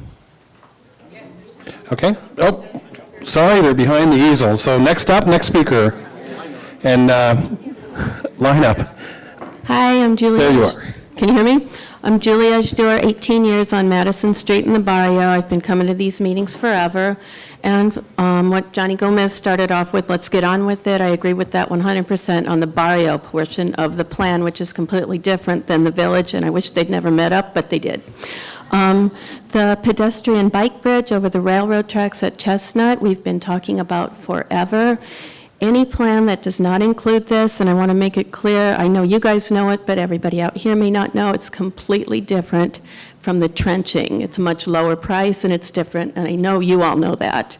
But if that isn't included in the barrio plan, then all the time meetings we've spent, it's nothing but a very expensive farce. I had a question, what are fractional condos? I asked Scott, he didn't know. There's a sign up on Tyler Street. I wondered if you guys knew, and if you didn't, look into it before it comes up on the table for you guys. There's a wooded lot if you leave here and you go down Madison Street. If you happen to be heading south, big lot full of wood chips. We've talked about this for years here in the barrio. It would meet the recreational needs of a hamster. Nobody else. It's been used as a de facto parking lot for a good long time. It's going to hopefully be converted into a garden, including a community garden. It's come up at numerous barrio meetings that some members of the community, not myself, I've got a nice backyard, but other people would like to be included, perhaps go to the head of the list when this community garden comes up. Mr. Norby has very politely said, well, there's a waiting list, there's a waiting list. And my point is, if walkability, greenness, and community are not just buzzwords, that you would, as part of the barrio portion of the plan, perhaps give some residents who live in apartments some sort of precedent towards the community garden. Not me, but the people in apartments and the upcoming condos that I guess we're all talking about. Thank you. Thank you. Next speaker? Mr. Norby? Oh, I'm sorry, do we have a question? I'd just like to make a comment regarding her question about fractional timeshares, Please. fractional condos. That, in the real estate world, that means that an individual buys a specific block of time every year, at the same time every year for that property, so multiple people would own it and use it at different times. Wow, so that's fractional use is another word for timeshare, pretty much? It's similar to a timeshare, except you have a set time that you own that week or that month or that multiple weeks. That's what it is in the real estate world. So. And thank you for clarifying that, because there is a sign up saying a lot on Tyler has been approved for that, and I didn't know what it meant, and thanks for clarifying it for the whole community. I appreciate it. Thank you. Thank you, and I apologize to Commissioner Anderson for not recognizing the question. Next speaker. First, I wanted to thank everybody for being here, all you commissioners, city staff, Scott. I had some bullet points for a lot of it from some of the crowd speakers so far. First, we are a village. We're not a town. I wanted to keep the funky beach town atmosphere. I wanted to reduce the building height to 35 feet the way it was in the 90s. The higher buildings block the ocean breeze and destroy the village atmosphere. I want to keep the Carlsbad Village Drive 2 lanes in each direction. I'm against trenching of the train tracks. Just go take a look at Solana Beach. I want to extend to Grand Avenue East. As far as mixed use, everyone's been talking about this project called the Ocean. It's appalling that it was passed, and the timeshare issues were made, but that unit has a commercial timeshares, condos, sump pump, because the water is, in the geologic is coming in, and the water's coming in, and it has to have a sump pump, underground parking. I'm just appalled that it was passed. And then I wanted to discuss timeshares, because right now in the city, in the general plan, I've been able to research that it doesn't count as living units, so that allows for more density in the town when we really don't need it. We need to be able to count density as living units, and that way we can get a true feeling for how how many people are actually living here. And then I'm not in favor of parking structures because you lose the village feel. As far as the village, I agree with whoever spoke earlier as a historic district, and I wanted to emphasize the diversity that is in the barrio. Yo practicar un poquito español y es importante para mí para hablar con muchas personas. And I live, by the way, my name is Chris Wright, 4902 Via Arequipa, and I've lived here for 37 years. So I'm kind of backwards. Current zoning in the barrio, which allows 2 zoning houses to be purchased, 2 houses adjoining, and then a developer can come in, level them, and build an apartment building. So I think that's horrible. I think that just keeping the barrio as homes is important, the single-family homes. And finally, I'd like to reiterate with everybody else that says to keep traffic slow. Roosevelt is a madhouse freeway, and I'm just afraid for people that are trying to cross the street there. Please summarize. If you could summarize. Oh, I'm done. Okay, great. Thank you. Any questions? So, Chris, you mentioned no parking structures, right? No, I'm not in favor of parking structures. Most of the ones I've seen are ugly, and I'm just not in favor of them. Okay, so how does the city handle just the sheer volume of visitors and people in the area in downtown Carlsbad? So if we look like to neighboring cities like Cardiff, right, and many other towns, we go to Hollywood and other places, right? I mean, it's very common to see parking structures set back behind storefronts, right, kind of hidden. And I think that helps to handle that number of people. Well, first of all, I don't think that any parking structure belongs in the barrio. That's certainly not an area. But you're Okay. saying behind the stores, in storefronts. You know, I think that we've managed to work so far without a parking structure, and I just think they're ugly, and I'm just not in favor of them. Okay, so you're saying no parking structures in the barrio, right? No parking structures in the bar. It just, that loses your Anywhere. feel Okay. of your barrio. I mean, it's you know, I'm just not in favor of it. So, any other questions?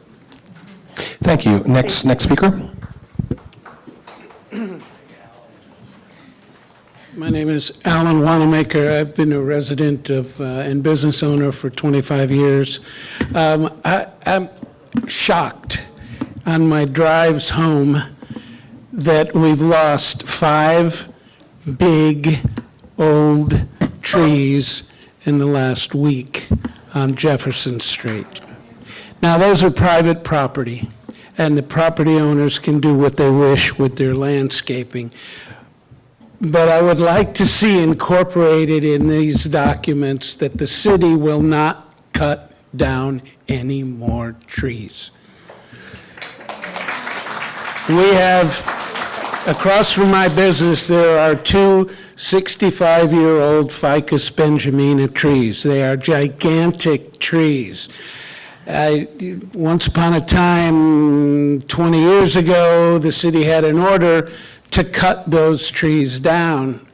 We made a few phone calls and we stopped that from happening. But I'm kind of afraid to go on vacation now because if I come back, I'm not sure those trees are going to be there. But I would like to see it incorporated that we have a policy not to cut first, okay? You can see across from the Boys and Girls Club how we've even built a sidewalk out around a giant eucalyptus tree just to save the tree. What it shows is you have a village here, a town that's more than just 50 or 60 years old. You've got landscaping that's been here for a long time. It makes it pleasant, it makes it healthy, it's easy to look at, you know, so it pushes up the sidewalk, so watch where you walk. I mean, it's not a big deal. I would rather see a tree than an open space and some spindly little thing sitting there with a couple of guidelines to hold it up. But the second thing is, I keep hearing about timeshares and understand people's concerns about timeshares, but we have a healthy timeshare community here in Carlsbad. Carlsbad by the Sea has been there over 40 years. You know, the one farther down on the beach has been there 25 years. They're building timeshares like crazy up behind Legoland. Somebody knows something. They're making money. They're not going to give them away. They're going to stay timeshares. They're a good asset to the community. We don't educate their kids. You know, they come, they drop their money, then they go home. It's a wonderful thing. Okay? So that's what I have to say. Thank you very much. Have a question? So would you support the planting of more shade trees? More trees? Yes. Well, you just don't cut down what we have now. Sure, I'd love to see more trees. I'd love to see more green space. I'd love to see more parks in the village and the barrio area. Okay. And somebody mentioned that big wood chip lot over there. Let's do something with that. Okay, so what would you propose, like as the city grows, and then let's say there's a scenario where a tree has to be cut down, but in place, more trees are planted, and the net is more shade trees for the village and the barrio. Yeah, but, it takes 35 years to grow a shade tree. It does. It does, So, but let's take a look before we have to cut, or before the decision is made to cut. Okay. Thank you. One more question. Mr. Wanamaker, do you value the eucalyptus as highly as the ficus? No. Okay, thank you. Thank you. Next speaker?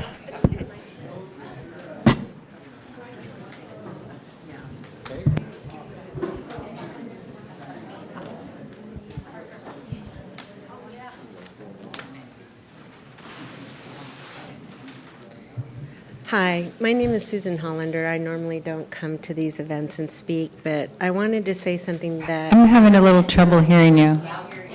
Lean over to that microphone sorry. a little more. My name is Susan Hollander. I'm a Carlsbad resident. I've been living here over 20 years, and even prior to that, I spent a lot of time in Carlsbad with my family. I normally don't speak at these events, but I've seen a couple of things that haven't been addressed yet, or I don't think they've been fully addressed. As you see me standing here, my injuries are due to being hit by cars while I was riding my bike in Carlsbad. I've been unable to go back to work, and I've been told by my doctors that I will never return to regular activities. I think Carlsbad's mission to be more friendly towards cyclists is commendable. However, I don't think it's been addressed in a manner that I would call complete. Adding more bike lanes is great, but you have to control the traffic, you have to control the speed of the cars. If you want to put a designated area for cyclists to have right-of-way, paint the ground green. A lot of cities do that now. That really alerts the drivers that they have to recognize that the cyclists have the right-of-way, that they have a right to be in a lane. When you create bike lanes, put in a concrete barrier between the traffic and the bike lane, whether it's Palomar Airport Road and some of those roads out there near Bressy Ranch where cyclists have been killed by drivers, or whether it's in the village or along Carlsbad Boulevard where you have thousands of cyclists every weekend going up and down. Put up a concrete barrier. It'll save lives. People have died. Multiple people in the last few years have died in Carlsbad because they were hit by cars. I'm lucky. Despite all my problems, I'm alive. There are a lot of models that are being used by cities that I think Carlsbad can look at if you truly, really want to become a bicycle-friendly city, that you can use. And I think you can avail yourselves of the cycling clubs and the cycling community to find out more directly from us what are the things that can be implemented, because we're talking about saving lives. We're talking about protecting people like me. So I really appreciate that you want to give more attention to it, but I would really ask that a more concerted effort, if you're going to go 50% of the way, go all the way. Look at what Leucadia did with the lane diet, lowering speed limits, putting up signs. Literally, they had electronic signs up, and I think they put one back up now for the summer telling drivers that cyclists have the right of way in the roadway. And then on the other hand, you also have to, let the police department know that they need to support the cyclists, and they need to, when they see drivers Please threatening summarize. cyclists.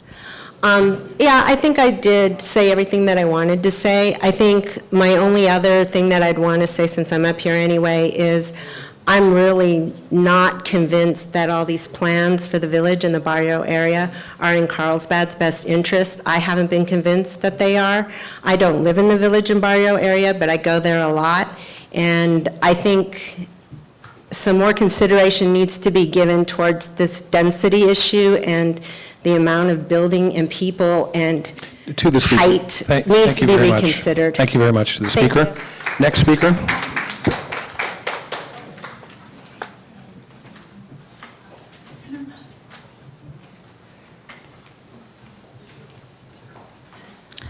Hi, my name is Cindy Veen, and I live at 3880 Hibiscus Circle, and I'm not a very good speaker, so I had to write all this down and go from there. And I just want to say that after all the planning and meetings, it looked like the updated master plans would finally be approved, and we could all be part of what would result in updating and bettering our areas. The presentation dates were scheduled for June to the Planning Commission and July to the Council of this year.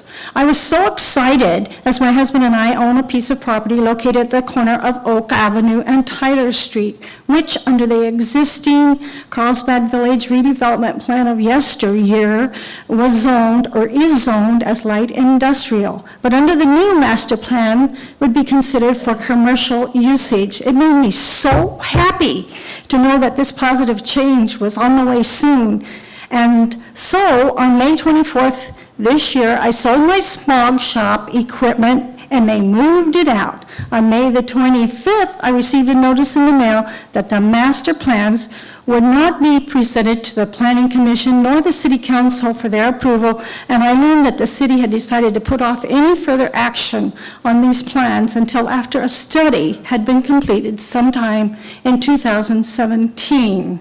Not only did I sell my auto smog business and equipment at 505 Oak, but I had refused to release a part of the property to a gentleman who did auto repair there in the hopes that a much cleaner business with a more up-to-date look and feel would soon occupy the space. I had also rented a space to another entrepreneur whose business is called the Succulent Cafe, a very wonderful and beloved business in Oceanside, the owner of which had bought the previous business known as the Cafe Panini, and who expected that he would soon be able to upgrade that business and enjoy having a small, full-fledged cafe there under the new plan, master plan use change.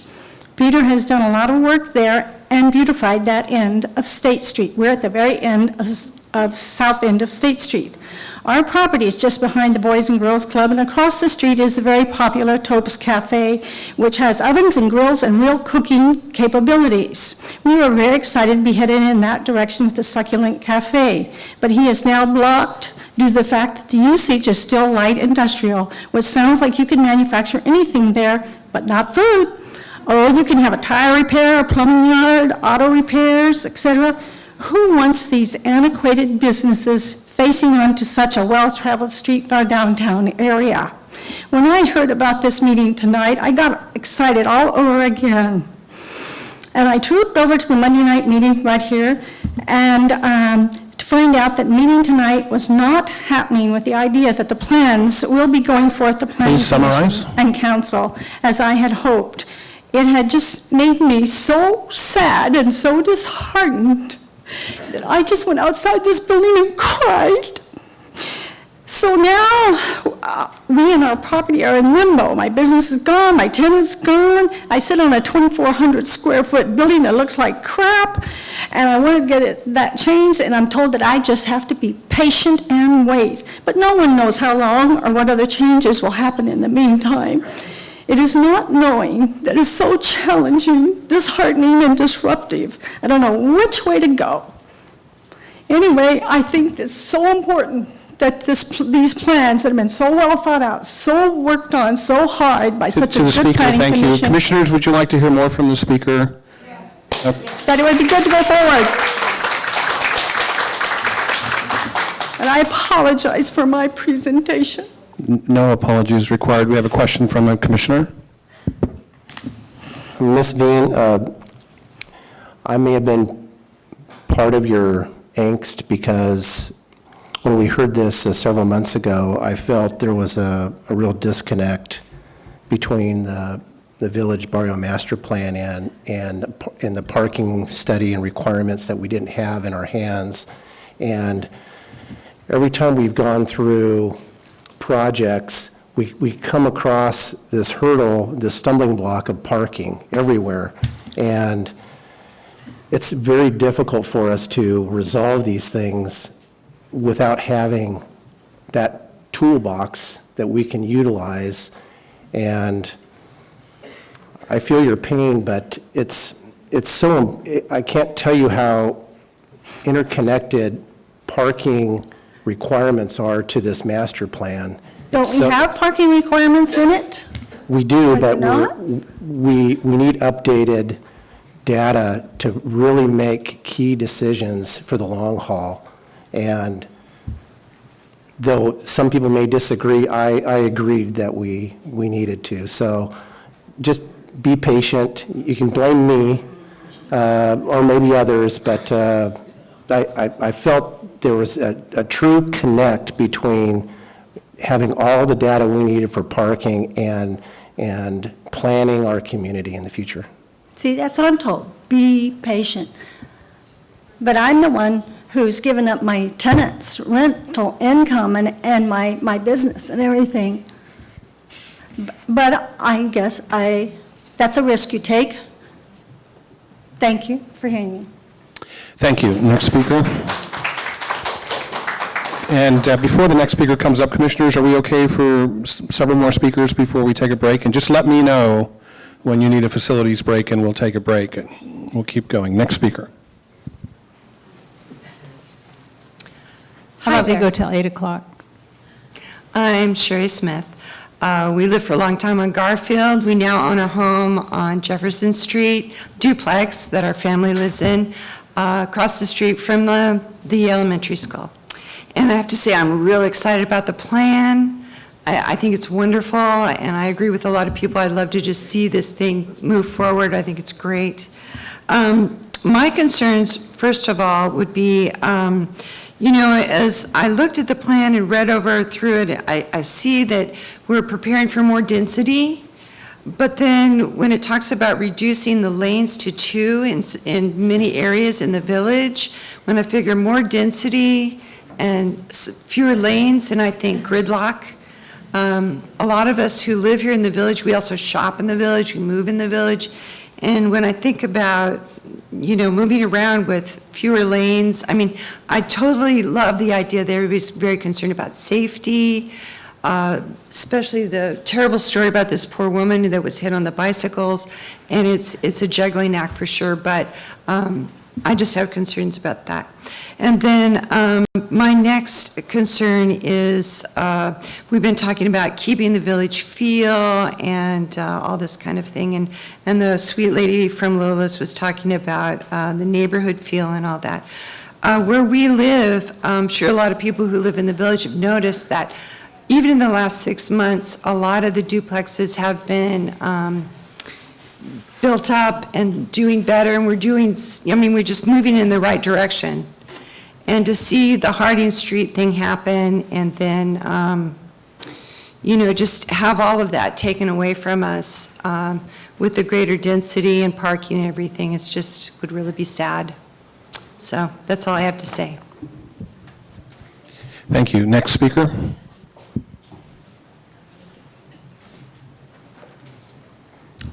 Good evening. Excuse me. My name is Gil Alvarado. My folks arrived here in 1937. That doesn't necessarily entitle me to anything, but I've seen a little bit more growth than just having 400 people here.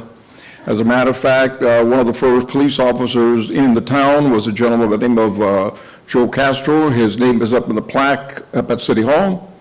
And second mayor of Carlsbad was a gentleman by the name of Manuel Castorena, who was Mom's cousin.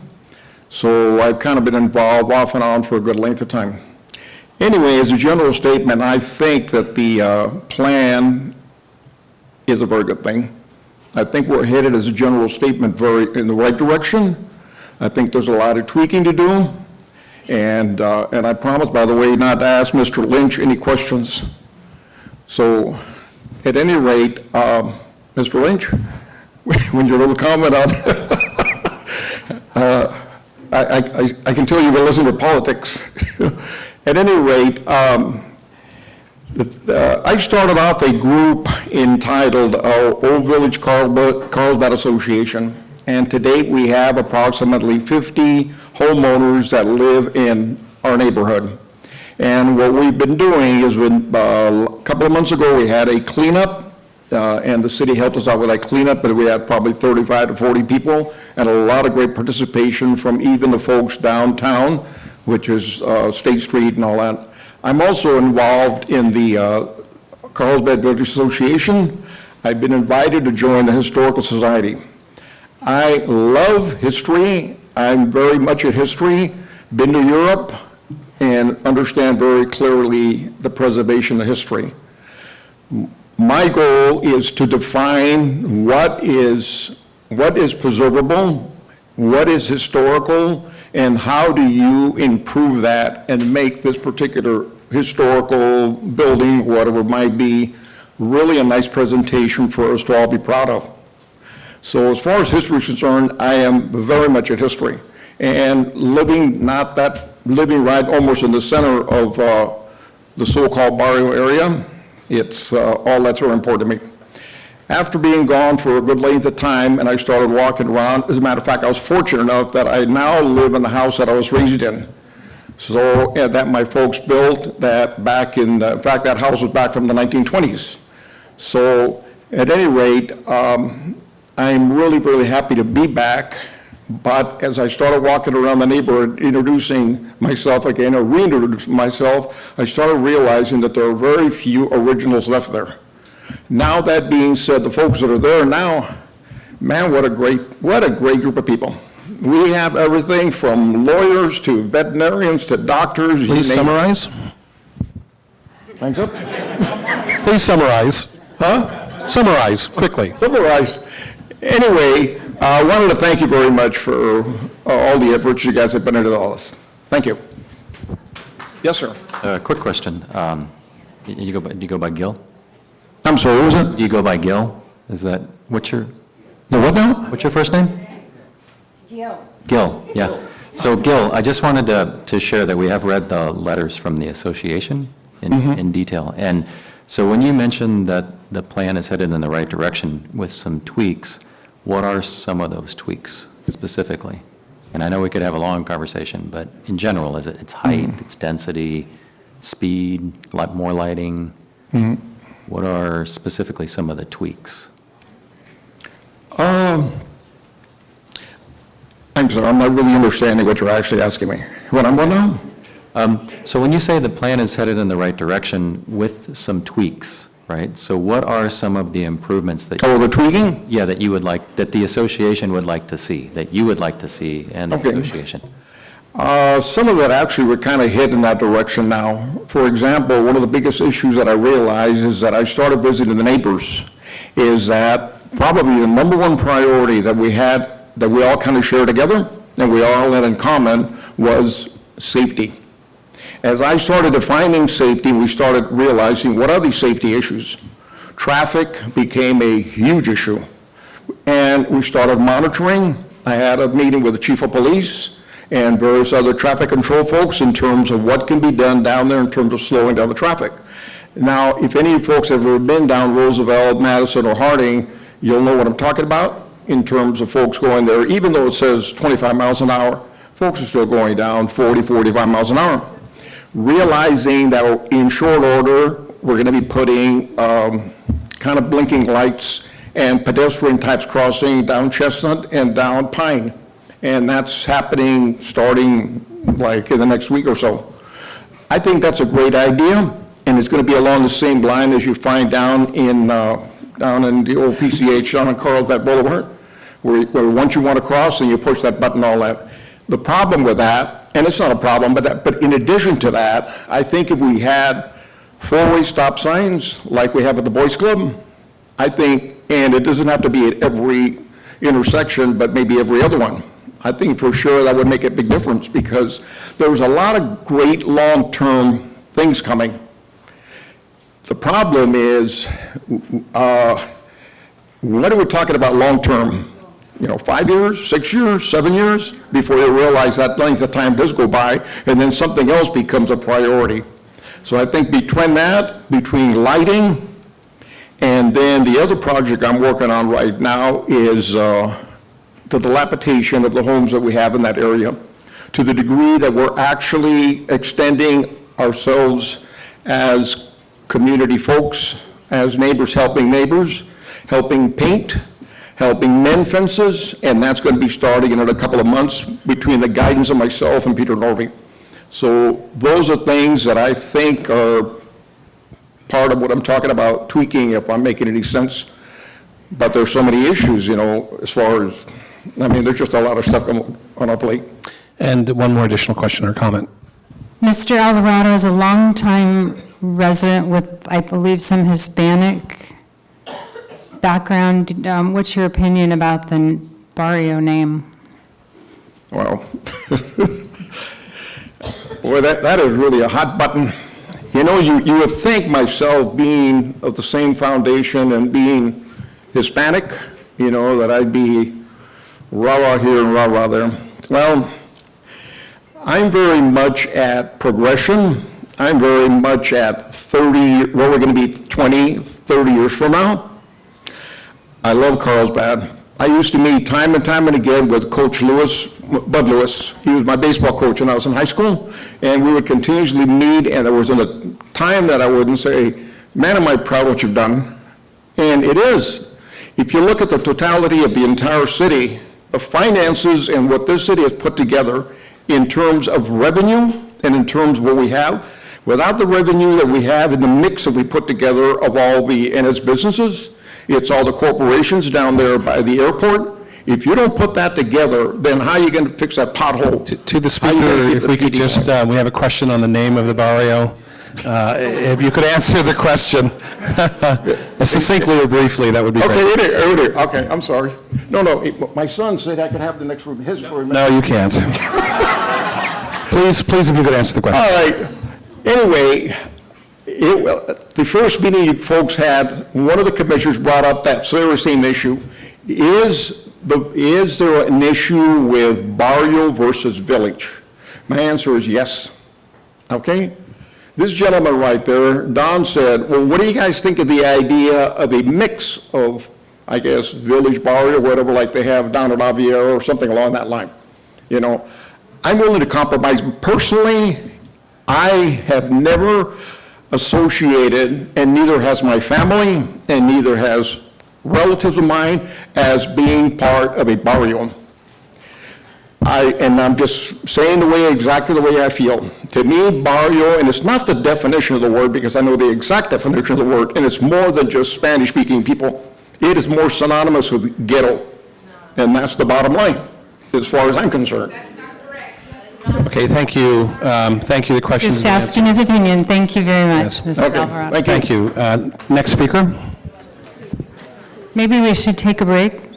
Okay, that's a very good suggestion. We're going to take a facilities break for 10 minutes and then reconvene. We are prepared to go for that time, and so next speaker, please. You have 3 minutes. Hi, I'm Sherry Alvarado. I live at 3331 Tyler. I'm Gil Alvarado's wife. And back to the word barrio. I have the definition of Google here. Barrio, it says especially one with a high poverty level. We just had a house sale, I'm sure you might know, on the corner of Madison and Chestnut for $1,150,000. Now, this is one very high barrio. High-priced barrio. So I ask you, we're not talking about barrio today. We're talking barrio 20 years from now. Does Carlsbad really need the barrio? You talk about the history. We have the Ramirez House, we have Lola's, and we have the museum, and maybe the Kloss House. That's not our whole community. That's 4 houses. We've got how many homes in our area? We have people who have moved into our area, and the realtors have told them, I'm going to show you a house. They bring them, and the flyers say Carlsbad Village. Not one flyer says the barrio. There's people who say, if a realtor told me that I was going to go show you a house in the barrio, I'd say, don't bother showing it to me, because I don't want to see it, and I don't want to live in the barrio. So anyway, so much for that. I'm all for one village. You know, we need to be a village and join hands together. We are working together to clean up our neighborhood. Let's be one. To continue, I'd like to say let's just be one village. Continue the mediums as you have on Carlsbad Village Drive in the village. Continue them over on Roosevelt and on Madison, the same as you have over in the village. Improve the lighting. The LED lighting is good. Maybe some underground lighting. The speed limit, the speed control. I was driving down Madison at 25 miles an hour, and I had a guy pass me. I think I was going too slow, even though it was a speed limit. Maybe we need signs blinking, how fast you're going. Maybe we need more stop signs on some of these corners, like, I know we're getting the blinking lights on Chestnut and to the trails and over the freeway, and I thank you guys for that. That's wonderful. Also, too, dredging the train. We're going to be doing a double track here. We've already got people being killed crossing with just one. How about when they cross and they don't know another train's coming? We're going to have more accidents. You have the police, you have the fire department, you have the beach. You have people who are drowning and need help at the beach, but the police and the fire and the paramedics can't get across because they're sitting there waiting for this long train to go by. They're losing lives. If you can't, and we would like to have a crossing at Chestnut. Either if you can't dredge a train tracks, which we would love, then give us a crossing or some way. Also, too, the sidewalks wider in the area on the south side of Carlsbad Village Drive, and the parking strips. How about beautifying them so it's an area to be proud of? And also, last but not least, you talk about the city having electric cars. How about more charging stations? Okay, thank you very much. I appreciate all the years that you guys have been working on this, and I agree with everybody else. Please, let's move forward with this. This has been going on for many years. Thank you. Thank you. Next speaker. Good evening, and I just wanted to say thank you for allowing us to have this forum and allowing us to speak our opinions. And anyways, we appreciate you being here. First off, I don't want to sound like a broken record, but we need a crossing to the beach. When I moved here, there was no fence, and this fence goes from the distance of a mile from Tamarack all the way to Carlsbad Village Drive.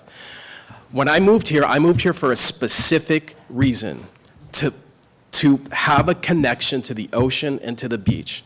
I used to be able to grab my surfboard, walk a few blocks, and arrive at the beach and do my thing and enjoy myself with nature. But now I have to get in my car. I have to drive to the beach, even though by a crow's flight, I'm literally just a couple of blocks away. And that's kind of a shame, because I take mass transit to work, I take the train, and I've all the way down the entire distance, all the way to La Jolla. We're the only community that is segregated from the beach. You go to Leucadia, Encinitas. I mean, all of these communities, they don't have a fence along the tracks there, and I know maybe there's one coming, but at least they've planned for it. They have the crossing at Swami's. They have plans for several more crossings across their city. Let's do the same for us here. And anyways, I'm speaking from a selfish point of view. I want to get to the beach. But really, let's think about it more from a holistic point of view. My mom owns a property at Maple Street, and she's 60, she's almost 70 years old. She wants to be able to access the senior center. She can't get there despite being 4 blocks away. So she has to get in her car and drive around this fence that looks like it should be part of a prison just to get to a senior center that literally, again, is just 3 blocks away. And I see kids, and if you want to do this yourself, go in the morning when school's in session and go stand by the fence. You will see elementary school, middle school, and high school students climbing that fence every day, twice a day, just to get to school. Because if they have to walk to Tamarack or to Carlsbad Village Drive, it adds a half a mile to some of their commutes just by walking. So anyways, that's my main thing. The other thing I wanted to talk about, I know there's some people that are against roundabouts, but I encourage the Planning Commission to go into the actual literature on roundabouts and look at how safe they are. They use up less energy, they pollute less, and the fact of the matter is, because it all comes down to safety, they are far safer than a standardized intersection with a light. And you can just do the research yourself. I'm a scientist and I've done the research. All over the world, roundabouts are used throughout Europe, throughout South America, throughout Central Asia. They're all over the world and they're safe. Anyways, I want to speak in favor of the plan overall. Maybe there are a few tweaks that might be required, as Gil mentioned. Please summarize. Reducing density. But anyways, please give us a crossing at Chestnut, please. Thank you. Thank you. Next speaker. Mr. Norby, we didn't get the last speaker's name. Sir, if you could come back up to the mic and give us your name. Sorry about that. Michael Hedrick, and I live at 3557 Madison Street. Thank you. Thank you. Next speaker. Al Dinwiddie, 3422 Madison. And as far as the barrio name, I've always known it as Old Carlsbad, so either name would be fine with me.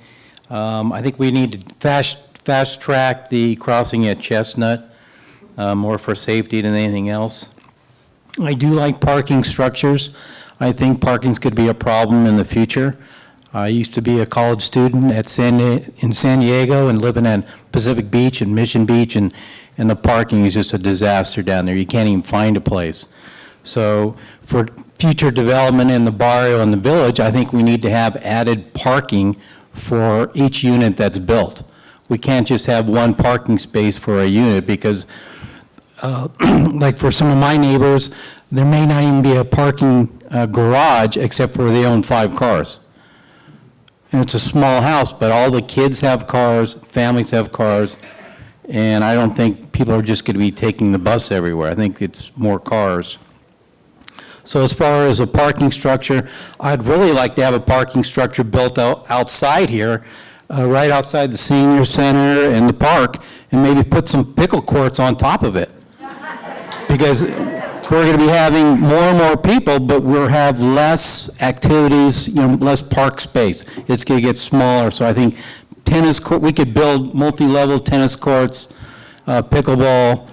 Even on one side, you could have a big wall and you could have movies on the side of it. I mean, you could really be thinking of things. And, but that's really what I have is mostly I think the parking problem's going to be bad in the future unless we put some improvements in. Thank you. Thank you. Next speaker. Hi, my name is Jan Neff Sinclair. I've lived in Carlsbad for 27 years, and I live on Woodwind Road right now. I'm speaking today because I would like to request that you all print up copies of the Village Barrio Master Plan for people to review. The city is a charter city, and the voters, as well as the city council, help make decisions. But the voters need to be educated in order to effectively participate.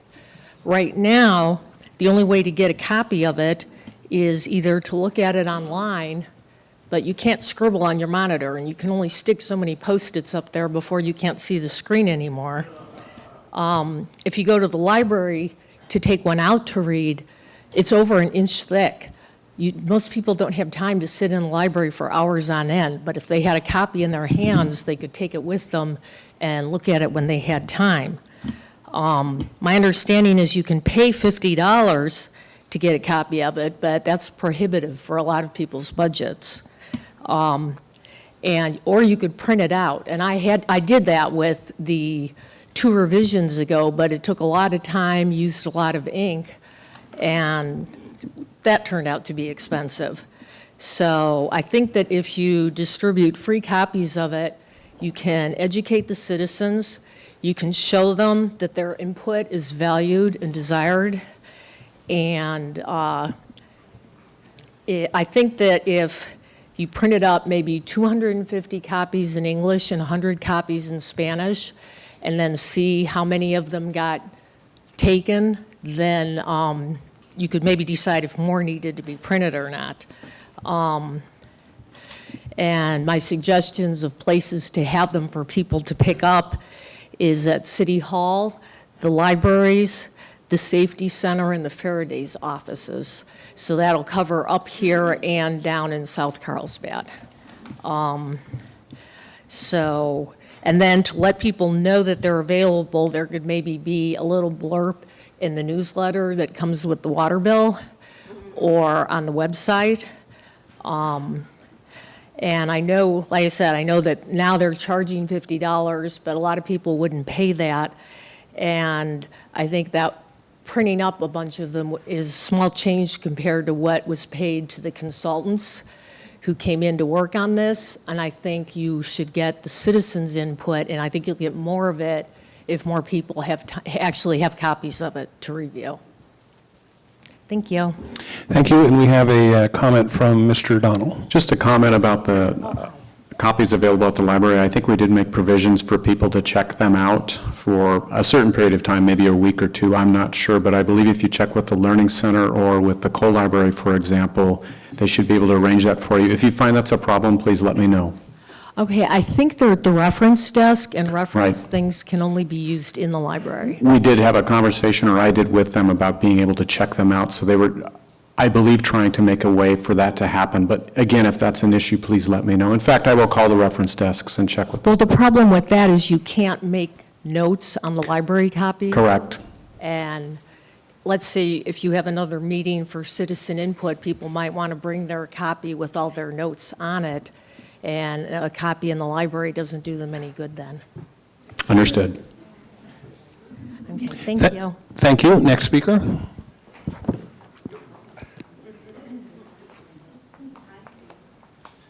My name is Mario Monroy. I live at 2955 Ocean Street. But I've been active in the barrio for over 30 years. And people are mentioning several things that are not quite representative of what has happened. Here is a thing that was dated June 12th. It represents all the properties in the barrio and the number of homes that you can build in each parcel. And this is also in the housing element. This is approved by the state and the city. The city doesn't live in an island. But, you know, the state law, so this is part of the housing element, and it's not going to change for another 4 or 5 years before it comes up again. So there is no density change in this project. And I would like to address the issue that has been mentioned several times about the Harding. And Harding on the east side is all high density. That's what you call ED area. And it goes around Magnolia and up Roosevelt. And in the plan, there was a discussion about parking. And one of them is that you can go underground parking. And the setback, if you do that, is 0. Well, the real issue with that, if you take a piece of property that is 7,000 square feet, you can develop 60% of that, and you're going to build an underground parking. You got to spend $2,500,000 to get 10 feet underground parking. How can you make that economic? There is no way. And we're facing the same thing downtown in the village.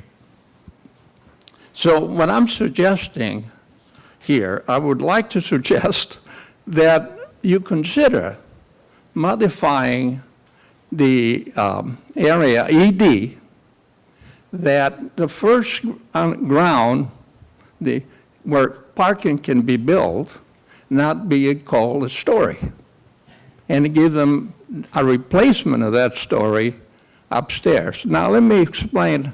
Please summarize. If you could summarize, your time is up. Yeah. The city has already fixed this up. The only thing you need to do is go and look at a project at Palm and Harding. And all it's a senior project. And all the parking is in the first floor. And they have a door that closes up and down, and it's totally out of the way. The people in the west side have entirely different density. To the speaker, your time is used, and I thank you. Is there any questions from the commission? Thank you to the speaker. Next speaker. Hello, my name's Javier Ureta. I live at 3280 Roosevelt Street. That's part of the village, and I'm about 3 houses away from Barrio Estates, which is divided at Walnut and Roosevelt. I've just been making notes. I'm not a very good speaker in front I'm not a very good speaker, but I have been making notes, and I've lived there since 1988. And I've seen the gentleman that was talking about parking. 1997, I saw a flood here. There was a river running down my street. If you put a parking lot underneath, that thing's going to be 10 feet deep when that rain comes again. I'll guarantee it. And the crossing to the railroad tracks, it's a must. I know it's not going to happen. I've spoken to people. It's going to be 20 years, but it's a must. There's no reason that the barrio and the village shouldn't be able to get over to the coastline. Slowing down traffic. We do have a lot of traffic. I think it's just too fast. I don't think we have too much traffic. I think we need more traffic, actually more cars. The businesses are finally doing well. It's been a short time that they've been doing well down in the village, and they deserve and that's with more and more people coming to the village. We lose the village, though, of what's called the village, and Carlsbad's going to really take a hit on that. The barrio, I love the barrio. I love the name. You know, change it to Barrio Estates, Barrio by the Coast, Barrio Beach Country Club, whatever, you know. But it's a nice area. It's a beautiful place. Everybody wants to. Most of us are older, but young people are coming there now. I have a business there. I see people coming every day. They've got children. You know, they're in their 30s. I know density's coming. The village, the barrio should be 2 stories. You know, it does need to be higher density. More and more people are coming in. It's $1 million. It's $1 million to buy a shack down there right now, you know, and people are buying them. People want to live here. The quality of life in Carlsbad is some of the best in the world. I've lived a lot of different places. It's quality of life that drives here in Carlsbad. Between the two between the two lagoons, it's probably some of the best country, some of the best area in the country, if not the best, you know. So, and I ride my bike a lot. What we need to do is slow traffic down. We don't need to get rid of traffic. We need to slow it down. 4 stories, that's about as high as we need to go anywhere. 2 stories in the barrio, 4 stories anywhere else. You start going that, and you block out the sun. You block out the sunsets and sunrises. It gets too dense. But right now on State Street, I see those. I didn't think they were going to work. I think they look fine on the end by the circle. I think they're doing just fine down there. Along the railroad tracks, higher density. I mean, you want to put people, if they're willing to live right on the railroad tracks, put them by the railroad tracks, you know? Heck. Please summarize. Higher density along the freeway. On the west side of Harding, I would say reduce the density. That's the barrio. But along the freeway, high density, you know? People are going to live there. They're Thank you, gonna pay sir. for it. Thank you. Your time is up. Thank you. That's about it. Next speaker.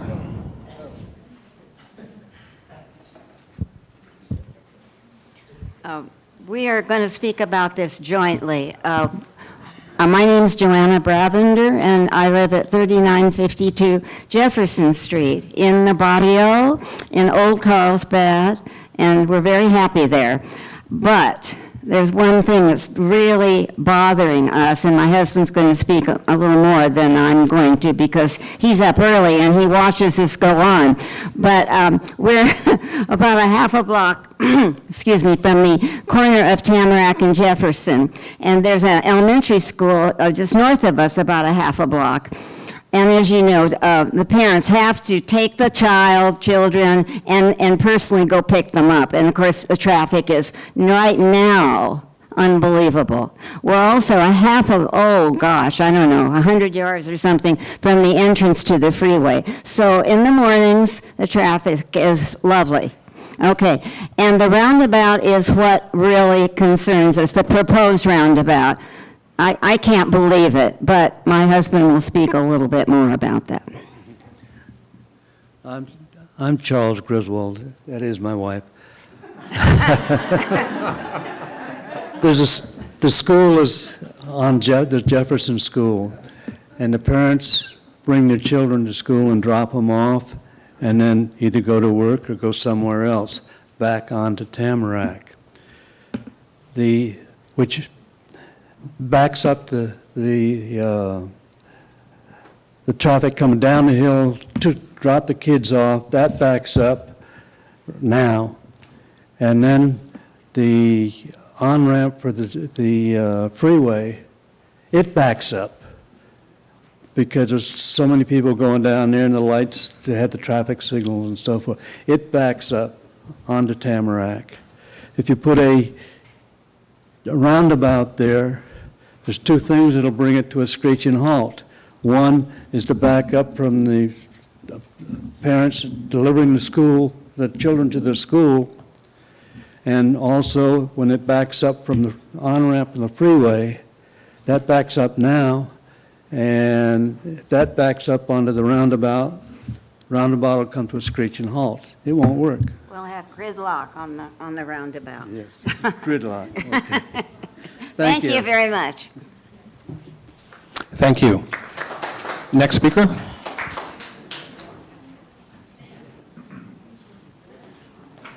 Hi, my name is Mike McDonald, and I've lived in San Diego all my life. I've owned property here in Carlsbad for the last 20 years, and I moved here from another part of Carlsbad called Aviara in a gated community.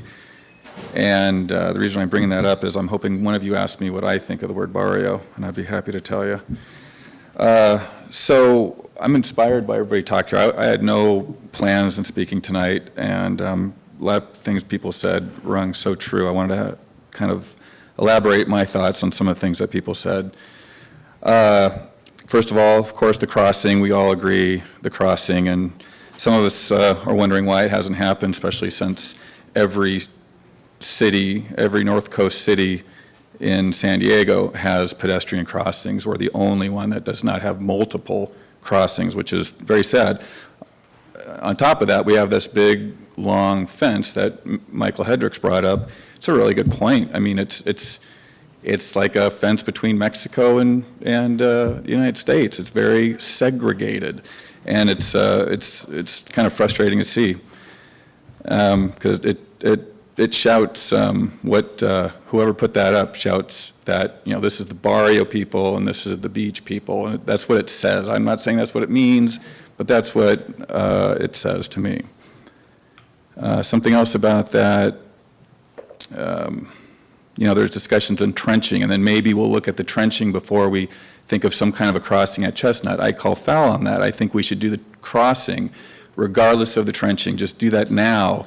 Start on that, get that thing done, and then make the trench happen around that rather than the other way around, if possible.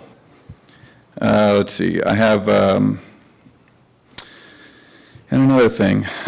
Michael Hedricks actually brought up another good point about the roundabouts, and he's done his research, and I can appreciate that. And I know we're better than stop signs in Carlsbad. We're supposed to be this great modern village, and I think all the other cities are eating our lunch. Vista, Encinitas, Solana Beach, Oceanside, they're all killing us on development, getting stuff done. So he brings up the roundabouts, which, you know, on the surface, I think that's a really good idea because it's better than a stop sign for all the reasons he said. But every time I go down to the roundabout on the north end, I see new skid marks every time. And I see a baker's dozen of signs telling you there's going to be a roundabout coming, really obnoxious flashing signs. I mean, what is that? And then we have this beautiful statue. Who can even look at the statue when you're spinning around trying to avoid other cars? So I'm proposing, I know my time's getting short, I'm proposing, and I got a few other things here too, I'm proposing that we do something called bump outs, where you don't have this thing that you're avoiding and you go into the crosswalk and hit a pedestrian on your way to avoiding the roundabout thing.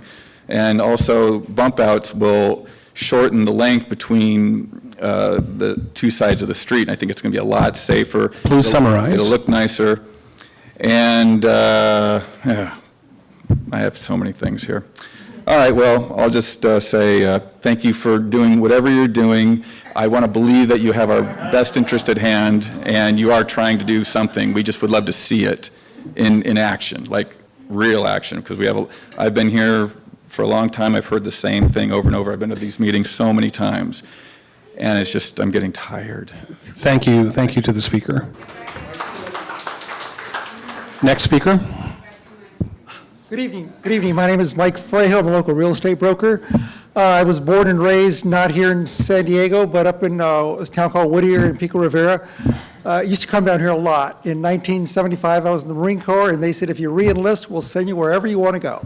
So I said, send me to Camp Pendleton. I want to live in Oceanside and Carlsbad. Back then it was called Carlsbad Village by the Sea. My ex-wife thought it was great, but she wanted to live near her family up in the Los Angeles area. So we stayed here for 5 years, never lived right off of Chestnut in Lincoln.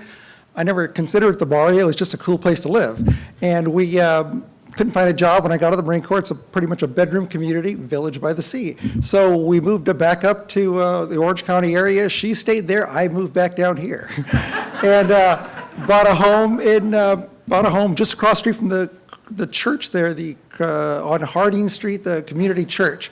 Paid $150 for it. Sold it only because we have 3 kids and I needed a bigger house.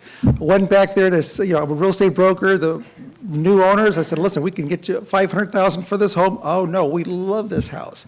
Now it's probably worth about $600,000. They still don't want to sell. They love the house. I love the village. I love the village concept. I still consider it Carlsbad Village by the Sea, and I'd like to see the town keep that village feel. I'd like to see City Hall stay where it is. I'd like to see Carlsbad Boulevard slow down. I'm an avid cyclist, and so I'd like to see the traffic slow down a little bit. I respect the work that both Bob Wilkerson and Gary Nessum have done. These gentlemen are very passionate about the village. They've put a lot of time, a lot of their own personal time. They've put their businesses aside because they're just passionate about the village, and I think their input is something to be considered. And thank you very much. Thank you. Next speaker. Hi there. My name is Maria Serta. I've lived here for 10 years. I live in the village here. I moved from Orange County because of the high density, and I lived actually 4 blocks from the beach. And throughout my childhood, I saw small local businesses turn into a high-density surf city, and there was no parking anywhere, and it drove a lot of locals out and big industry, and it's not the same. I avoid it. Except for seeing my family, I still go, but I avoid it at all cost. So the village, I love Carlsbad because of the village feel. Hopefully you guys can keep it the village. I am Mexican-American, first generation Mexican. The barrio, I actually love the barrio, separated because culture is not all one. Culture is individual cultures, and they're rich in culture. A lot of cities have neglected barrio-type, ghetto-type areas, and outsiders could see that as dangerous, unsafe, but because they have been neglected, they might seem that way. If there's no lighting in the barrio, I would be afraid. So please take consideration with the barrio and also the village. I love the culture of Carlsbad water, the village feel. If you could keep some sort of look, like in San Francisco, even in France, they have actually a look of the village. And it's not all completely separate, and that's what brings charm to what tourists want to see. Culture, history, whatever history that there might be there. So I just wanted to say that. And no roundabout, please. I own a business. I travel outside from Carlsbad, the village, to Encinitas, and the traffic is horrendous. The freeway and Carlsbad Boulevard are the only ways to get out of here. And that roundabout would completely stop because of the pedestrians. It wouldn't work. I do like the 4 lanes where the pedestrians could go, but I think it's the Plan 3 where it's a square, not the roundabout. And that's all I have to say. Thank you. Thank you. Next speaker. Hello, thank you for your time. My name is Nicholas Alvarado. I am a Wexican, half white, half Mexican. I actually, too, live in Carlsbad Village, I like to call it. Depends on who I'm talking to. If I'm talking to some friends that I'd work with that are Hispanic, I would say the barrio. I've had some of them take me home sometimes, you know, like when my car's not working or whatever, and they'd be like, where you live? Carlsbad Village or the barrio, whatever you want to call it. They drop me off, they're like, this is the barrio? Like, I live in Vista, it's even worse in Vista. I'm like, well, does Vista have a barrio? I don't know, they don't have a name called the barrio. You know, if La Costa wants to, La Costa could say La Costa Barrio or La Barrio. But I think the name, if you want to keep that name in your heart for yourselves, called the barrio, then that's great. But I think 30 years from now, I'm 34. I'll be 64. Do I still want this area to be the barrio? No. My nana lived here, meaning my grandma, my tata, yeah, they lived here, and I was raised here. But it doesn't mean that they never called it the barrio. They old Carlsbad Village or calling it the village. You know, it's all one. If you look at it in a big map, it doesn't segregate the barrio and Carlsbad. It's all the village. So, and we breathe the same air that they do. I've walked from, it's along 2 blocks, but from Tyler all the way to the village is considered 1 block if you go on the left-hand side. So I think it should be called the village 30 years from now. But, and also saying as well, I think that we should have to be able to cross at Chestnut. They've done that at what, hold on, give me a second. It is a flower. What's the flower? Poinsettia. At Poinsettia, they have a crossing right there. If you cross with your own will, you know that you're looking both sides. It's not like you're going to go with your headphones and cross. So you could easily make a crossing path and have it be safe for people that want to go within their own means to cross to get to the ocean. If you live so close to the beach, wouldn't you want to be there a lot easier within walking distance, be able to take whatever you want with you? So thank you for your time. I appreciate your patience. And we have a question or a comment. So Nicholas, have you climbed the fence? Huh? What?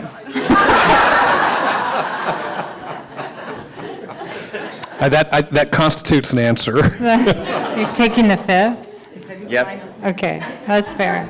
And another Yes, question. I have climbed the fence. Actually, some people actually cut a hole through the fence, so I've actually, if you need to get by, you've got your own means of getting through. You know, it's really, if somebody wants to be somewhere, they're going to be there, no matter whether there's a border or there's a crossing. So whether it be safe or unsafe, might as well make it as safe as possible for anybody, because you would not want to see anybody get killed or hurt. So if you could do something in a short period of time for now, then why not? And another question. Mr. New, may I ask, is the fence a railroad fence or a city fence? I believe it's a railroad fence. My understanding is, in most cases, North County Transit Districts put up the fence out of concerns for safety with people crossing at undesignated crossings. Okay, I just wanted that clarified. So, thank you. Thank you. Okay, thank you. Next speaker? Good evening, Honorable Commissioners. John Bailey, 790 Magnolia Avenue. I wasn't going to speak tonight, but the testimony of Cindy Bean really kind of upset me, kind of bothered me. And the Honorable Mr. Montgomery fell on the sword for that. And said that the reason why this is getting stalled is because of the parking study. We know that the density issue is that ship sailed already. The density here is what it is, and it's going to get crowded. And it really boils down to parking. And I also have to assume some of that responsibility because I've been harping about parking for over a year now. And I share some responsibility in terms of trying to force that parking study. We have current parking standards right now. This parking study is really driven to reduce those parking standards. That's the purpose of the study. At least I believe it is, if we're honest with one another. There's no reason why this plan, as everybody says they want to get it implemented, there's no reason why it cannot be implemented right now. And the parking study, when that parking study is completed, come back and visit the parking standards. Right now, the parking standards we have in place are at the low end of all the beach cities along here. Oceanside, Carlsbad, Solana Beach have the lower end parking for beach cities. San Diego, Encinitas, San Clemente, and some of the others have higher standards for beach parking. What we're proposing in this draft 2016 plan is to reduce those parking standards by about a third, which when you have this much density that you're bringing in is going to put a tremendous strain on the parking. I believe if you just leave the parking standards the way they are right now under the current code, just require that all the visitor parking and all the site parking be on site, all the resident and visitor be on site, you have sufficient standards to implement this plan and move forward with it. There's no reason why Cindy Bean couldn't be able to move forward with her project if this plan goes forward. I see no real reason, no viable reason why this can't be done by the end of the year. And once a parking study is done, then come back and visit the parking standard issue. Thank you. Thank you. Next speaker? Hi, everyone. My name's Andrea Borcha, and unlike it sounds like everybody here, I've only been part of Carlsbad Village for 9 months. So I just wanted to give a little newbie perspective. I own a business on State Street, and when I first heard about this plan, it was really exciting to me that it seems like the whole purpose is that you're trying to make Carlsbad Village more cohesive. But as I started going through the details, my honest opinion is that it feels a bit timid. It feels, I don't know how many interests were involved, but the architectural standards seem like they're kind of a lot of loopholes. Like it's not going to look cohesive. And there is a proposal for a promenade on Grand. And I would like to say, like, look at other cities that have created like a village atmosphere. Look at Boulder, Colorado, Ann Arbor, Michigan, Cambridge, Massachusetts. They have a proper promenade. They have a parking structure on one side, and it makes the entire area significantly more walkable for young families. You already have restaurants taking over parts of State Street. I'd recommend making all of State Street, at least from Carlsbad Village to Beach maybe, that whole thing a promenade. Closed off. The restaurants have all their space. You can have musicians there. You make it a proper destination. And leave the architectural standards a little bit more stringent with what you see Carlsbad Village being. Like, have it actually fit to something that's cohesive, because it still feels a bit haphazard. And I certainly I don't want to delay anything, because it sounds like things have taken a really long time, and I want to send tons of respect to the hours of labor it took to make this, but just wanted to give one more perspective from somebody that's new here and excited to build a future. Thank you. Thank you. Next speaker? Hi, my name is Ann Sauerman Boyce. I reside at 4890 Alondra Way, around the corner from Kelly, where we had the shooting, a really scary state of parking, everything with the people. I wasn't going to speak either, but we moved here because Forbes magazine said this was the best, rated as the 4th best place to retire back in the early 90s. We had a bid in Coronado. We took it out to live here because we wanted the community. You closed the high schools and the schools. You still went down the main street. My daughters did all the way through high school, college, San Francisco, Santa Barbara, Chapman, and those places are awesome. I went to the library. I checked it out. It is 3 weeks that you can have this. This is from the library. They do make it available. You just need to read and ask, so it's there. So I took it and I've been reading it. I've had it only 2 days. It's good for 3 weeks. Some of the things that I see is density. Don't go there. You're not, the samples in here cite Coronado. They have pictures. We've decided to stay instead of selling and moving. We've decided to stay because we think this is worth our time. And I'm worried about the height. Perception is a lot of things. It looks really good. It's only so much. It doesn't matter what it truly is if it looks wrong. We're talking about looking right and it being proper. Don't buy that. What's an extra 15 feet? That's not okay. If it doesn't look the right way, it shouldn't be built the right way. We're talking about architectural integrity. Well, then make it architecturally correct and visibly pleasing. Then, tiny houses. What the heck? Why can't we have tiny houses? Smaller fingerprints. I have people that are educated coming from other places. They live in the village. They drive the coaster down to Samsung. They drive to they take public transportation to come back here and they park their cars and they don't move them the whole weekend. Young, college educated. Go to your key finding and implications. Look at the demographics identified here financially and economically. You're not going to keep those people here if you don't bring that kind of class and quality to this area. They're going to go because they can afford to move. Okay? And the parking in lieu of program, in lieu of fee, okay, Toll Brothers Construction over there off of Kelly, what did they do? There's no affordable housing there because they bought it to build another affordable housing. I'm assuming it's the one behind Denolt's, that one on Oak Street, that little new 24-building senior center that's being there. Guess what? I park at Alejandro's, I walk. My hair is done over by, after I have breakfast at Dawn's, okay? My laundry is over there. I go to Denolt's to get my stuff. I'm getting my creme brulee every chance I can sneak away from my husband, okay? So what I'm trying to tell you is I make my money, I purchase it here. I make a point to buy things here and spend it. And this is important. I want my daughters who are college educated and master's degrees to come and want to stay here. I don't want them to move to Dallas where they're offering them everything. I want them to stay here. And they're looking at this, and you know what they're saying? They're not yelping it good. And these are people who know. Thank you. Thank you. Are there any other members of the public who haven't spoke yet wishing to speak? Okay. Next speaker. I can't help myself after hearing everybody else. I'm Jane Cassidy. I've lived in Carlsbad 40 years. I live at 645 Anchor Way, which is near Jefferson Elementary. That's my neighbor. On a positive note, I want to say I think what you've done at Carlsbad Boulevard is a pretty good job because it is a main artery through the city. So you've got 4 lanes of traffic and those nice pedestrian crossings now with the lights on them, and then the X-type crossings over at the Carlsbad Village Drive. So maybe add some berms or something for bicycle safety, but other than that, I think you're doing pretty well there. And as far as how long this has taken to come about, I remember going to meetings, gosh, it seems like 20 years ago when their first Barrio plan was put together, and the city kind of thought they were moving in the right direction, and you got a lot of real pushback from the residents here.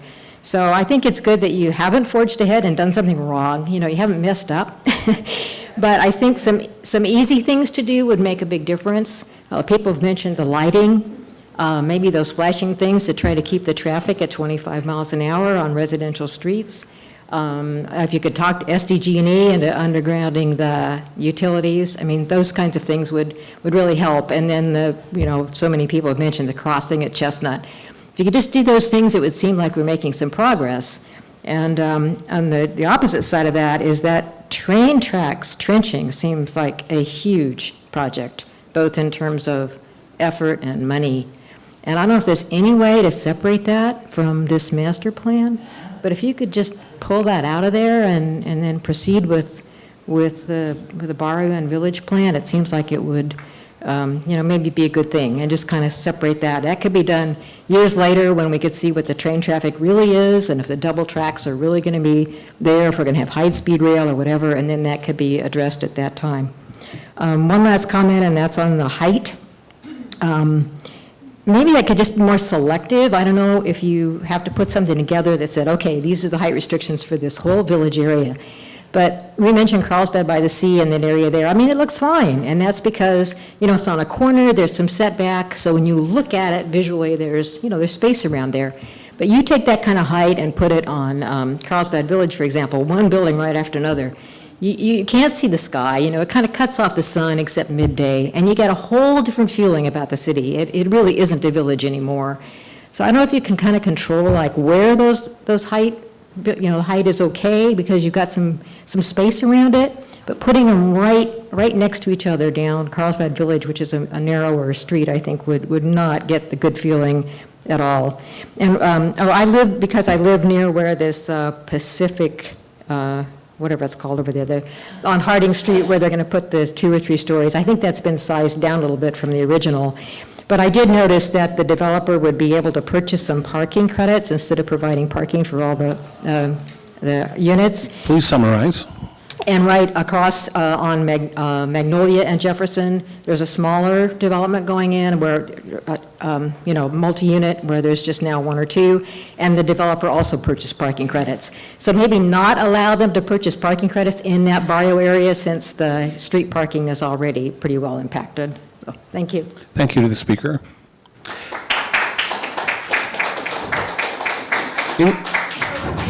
Okay, so if there's anybody who hasn't spoken who still wishes to speak, this is last call. Seeing none. Mr. Donnelly, you have a comment? I do, Peter, and this actually is a comment that a resident wanted read. He didn't want to share, but this is, if I can read it Please. on his behalf, and it's from a gentleman named Ralph Muncaster, who simply says, those blinking yellow lights for crossing Carlsbad Drive to the beach really, really work. I walk to the beach at least twice a week on weekends. Okay, thank you for that. So if you've spoken, we're going to end the public comment period now. If you've spoken and still have additional comments that you want to make, we ask that you do that with a comment card. We're going to have some comments from planning commissioners as well. You may respond to those comments with the card as well. And commissioners, we had a request from one commissioner at least to hear an update on the ADA and pedestrian improvements in the village, and I'm going to leave it to your discretion as a commission if you'd like to hear that.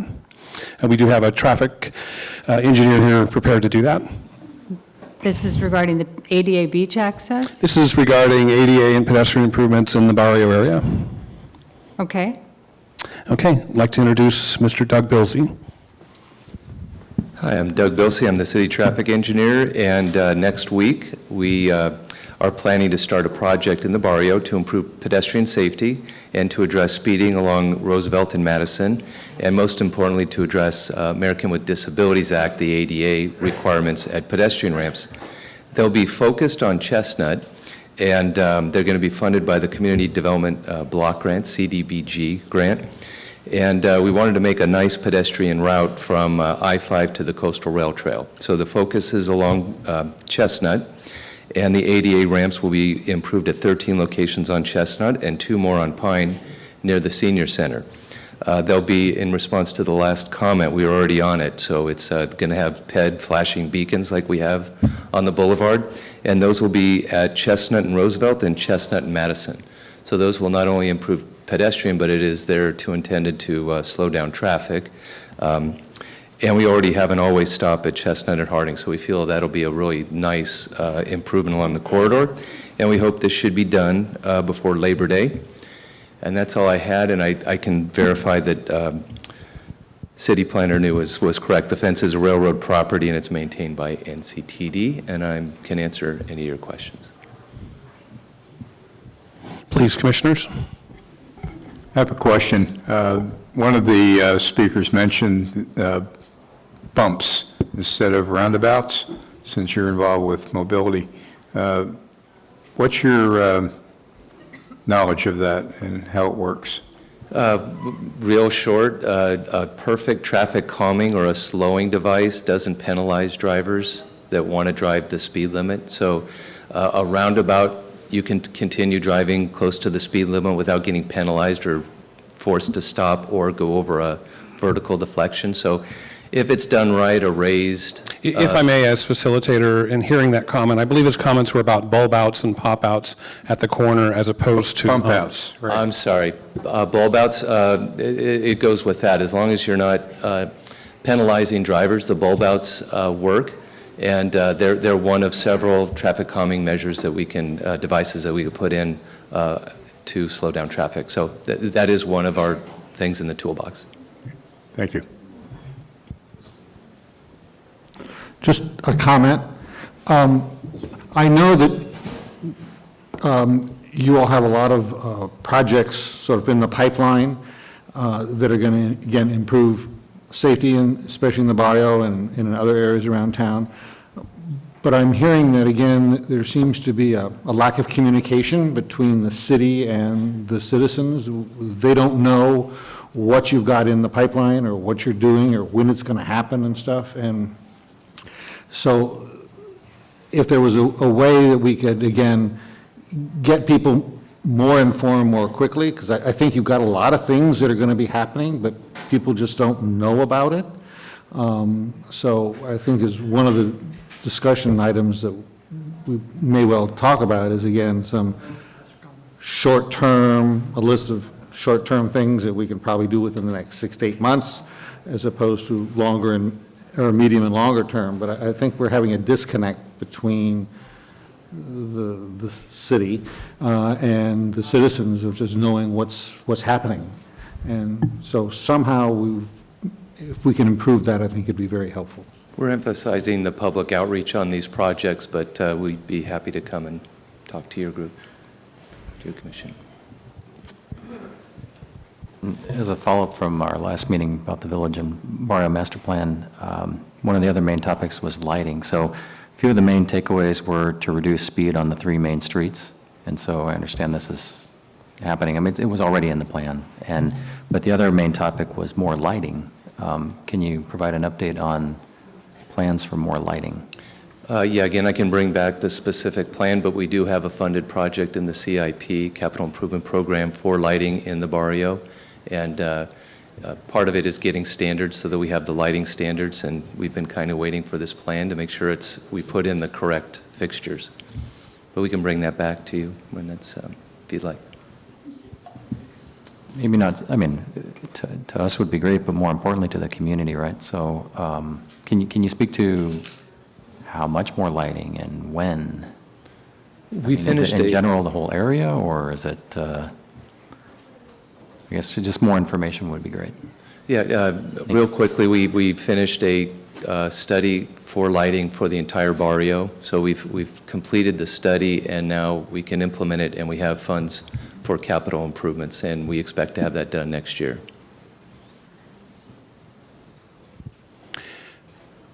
Okay, thank you. Does planning staff or Village Barrio Master Plan staff, do you have any responses to public comment, or? I don't think I do, Mr. Norby. I did want to respond to a comment that Commissioner LaRue made, if I may. Please. And that's simply, I think we're working on the communication issue with both Barrio residents and Village residents through for example, the Barrio Strong meetings that are now held monthly at the Senior Center. And part of the effort of that is to simply establish two-way communication and have opportunities to update them on various improvements, such as the Capital Improvement Program. And that has occurred perhaps to a lesser extent in the village as well with the Carlsbad Village Association, where we do try to make efforts to speak to that group on a monthly basis as well. Most recently, for example, giving them an update on this particular meeting as well as an update on the parking study. Thank you. Any comments from planning staff? Planning director? I guess I just wanted to clarify that we weren't intending to go through the comments in general tonight, that our approach was going to be to take the comments, kind of sift through and basically put together a list that we would come back and ask the Planning Commission to confirm that we had in fact heard the comments and that there was some consensus about the areas of the plan that we should be focusing attention on for revisions, not necessarily what that revision should be, but give us the opportunity to go back and come back with some recommendations as part of the plan. Okay, thank you. And comments from the commissioners, this is your turn. So if we could just maybe go down the line and start here on the end, comments that you have about the Village Barrio Master Plan that you'd like to share with the project team. Okay, Marty Montgomery. I've been a resident for about 30 years in the city. I was asked a little bit earlier if I own any property in the village. I don't. I don't own any property in the barrio or the village. I just didn't want to kind of go down that road, that's all. But I do not. The great thing about our city, though, is that when there's conflicts like that, we have to recuse ourselves, by law. So, which is a good thing, and that happens quite often. We end up with 6 or even 5 sitting on the commission when we have a conflict like that. So that, hopefully that gives confidence to the public where we stand on those things.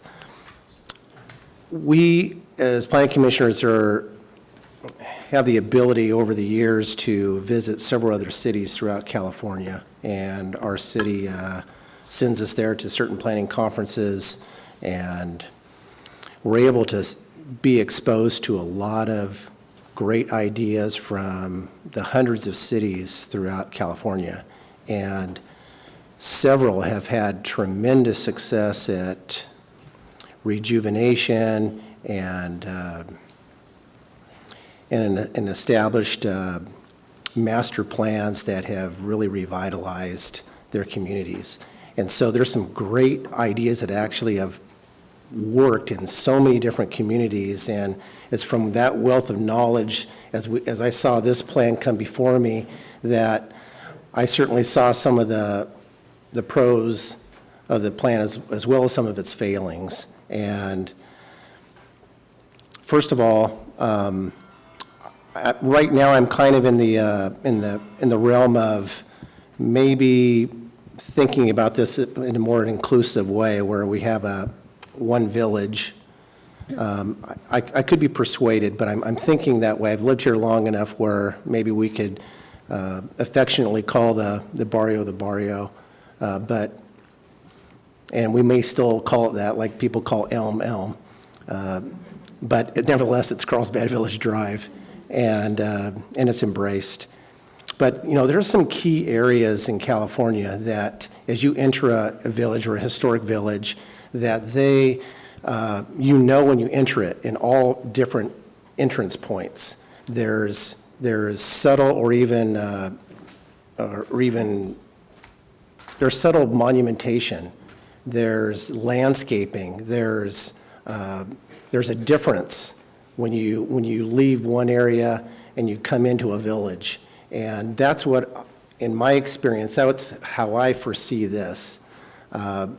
You could, at any point that's coming across, I-5 or under I-5 and entering the barrio or village, and here I'm calling it the village, it would be a difference. You would enter, there would be maybe subtle monumentation, there would be great landscaping, and you would know, at all points. Of course, we have the ocean, so we don't have entrance on that side. But, from the south, from the east, from the north, as you enter this whole village area, I think that would be a great amenity that states inclusiveness of the Carlsbad Village. The Grand Avenue Promenade, the Grand Avenue for the most part becoming a promenade, a walking promenade, I'm in full favor of. I think that could be a tremendous asset to the city. I think if you had a broader vision, and unfortunately, we don't have the ability to forecast costs, but if you consider the trenching of the railroad track and consider that fully capped, as in you could walk over the top of it, and that also being a promenade for almost a half a mile, you could go from Grand all the way to Chestnut. I mean, if you can just envision that, if we're talking about vision, now you have Grand and you have this this capped railroad area that's fully landscaped and fully accessible and bringing amenities to the city, that could be an amazing, amazing draw, not only for our citizens, but it completely accesses, at least pedestrian-wise, I'm not talking vehicular-wise, the barrio to the beach, not only just at Chestnut, but across maybe half the barrio to the beach, multiple streets. Should we have a temporary crossing at Chestnut? Sure, I suggest that if there's a way to have an at-grade, and because of costs and knowing what the future might entail, an at-grade crossing that we somehow negotiate with in the North County Transit District, and whether it's gated or however, the safety measures are, that would be great, to have an at-grade crossing at Chestnut. As we get into the village, I do believe, just because of the growth of the city, that there has to be a parking structure, if not more, and I believe it has to be incorporated in, and I believe it could be done architecturally well. I think with that in there, with a couple of key anchor tenants and adjacent to it, whether it's a drugstore, whether it's a Whole Foods market, whether it's a theater, whatever it may be, or multiple things somewhere within the center of the city, that would provide a great avenue to relieve some of the parking stresses. I don't believe that the barrio should have the same leeway with parking, I said barrio, the southern part of the village, as our core area. I do believe that that should be parked on site, that we should try to do the best we can to get those cars off the streets. I do believe that we should have calming traffic measures throughout the barrio, whether it's stop signs, roundabouts, road diets, where we maybe narrow the street, the areas, whether there's medians. I'm open to all of that, but all of that would bring a beautification to all those streets within the southern part of the village. Finally, I'm not in favor of 55-foot height limits for architectural purposes. I know there's an existing 45-foot limit in certain areas of the city. I know some people get confused that we're proposing that. Unfortunately, that's there right now. I'm even, because our village plan right now doesn't give us a lot of leeway as a planning commission, and it's hard to make findings because of all the holes in it right now. You kind of see some of the projects that have been approved in the past. I would like this master plan to close all of that. I almost would like to see 3-story maximum structures. I'm just feeling that way. If there's a 4-story in some of these areas, maybe it has an increased setback off the facade of the building, so that 4th story isn't just standing on top of the other 3, that it's set back.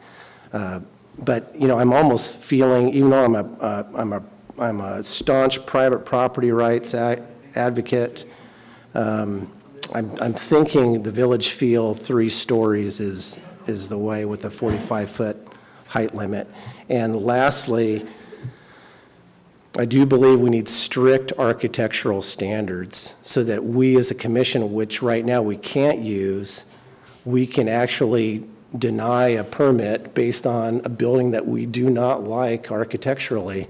And I struggle with, do we want a community feel of a certain type of architecture everywhere? I'm not sure.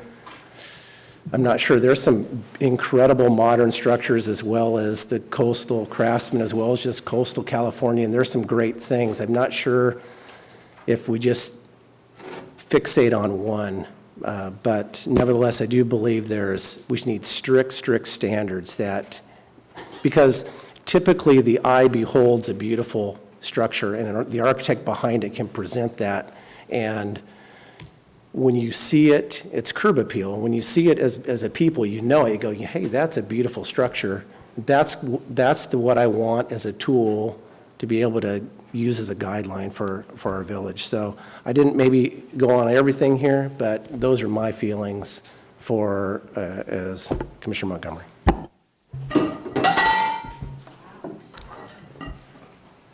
Thank you. Commissioner Black.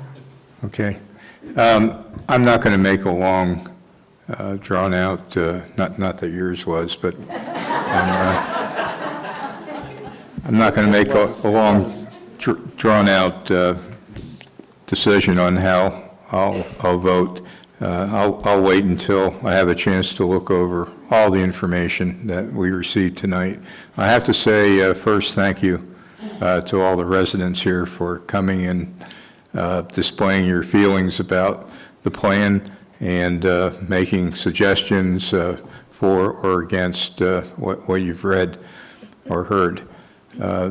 Believe me, all of us sitting up here have taken every word you've said to heart, not because we have to, because we're appointed to do so, but because we live here too. And even though I personally don't live in the village or the barrio, I don't even have a business here, basically retired, I do consider the village and the barrio to be part of my own home. And I moved here for many of the reasons that were already stated by everyone. I can say that my main points of contention are parking, traffic, timeshares mixed with condos, for example.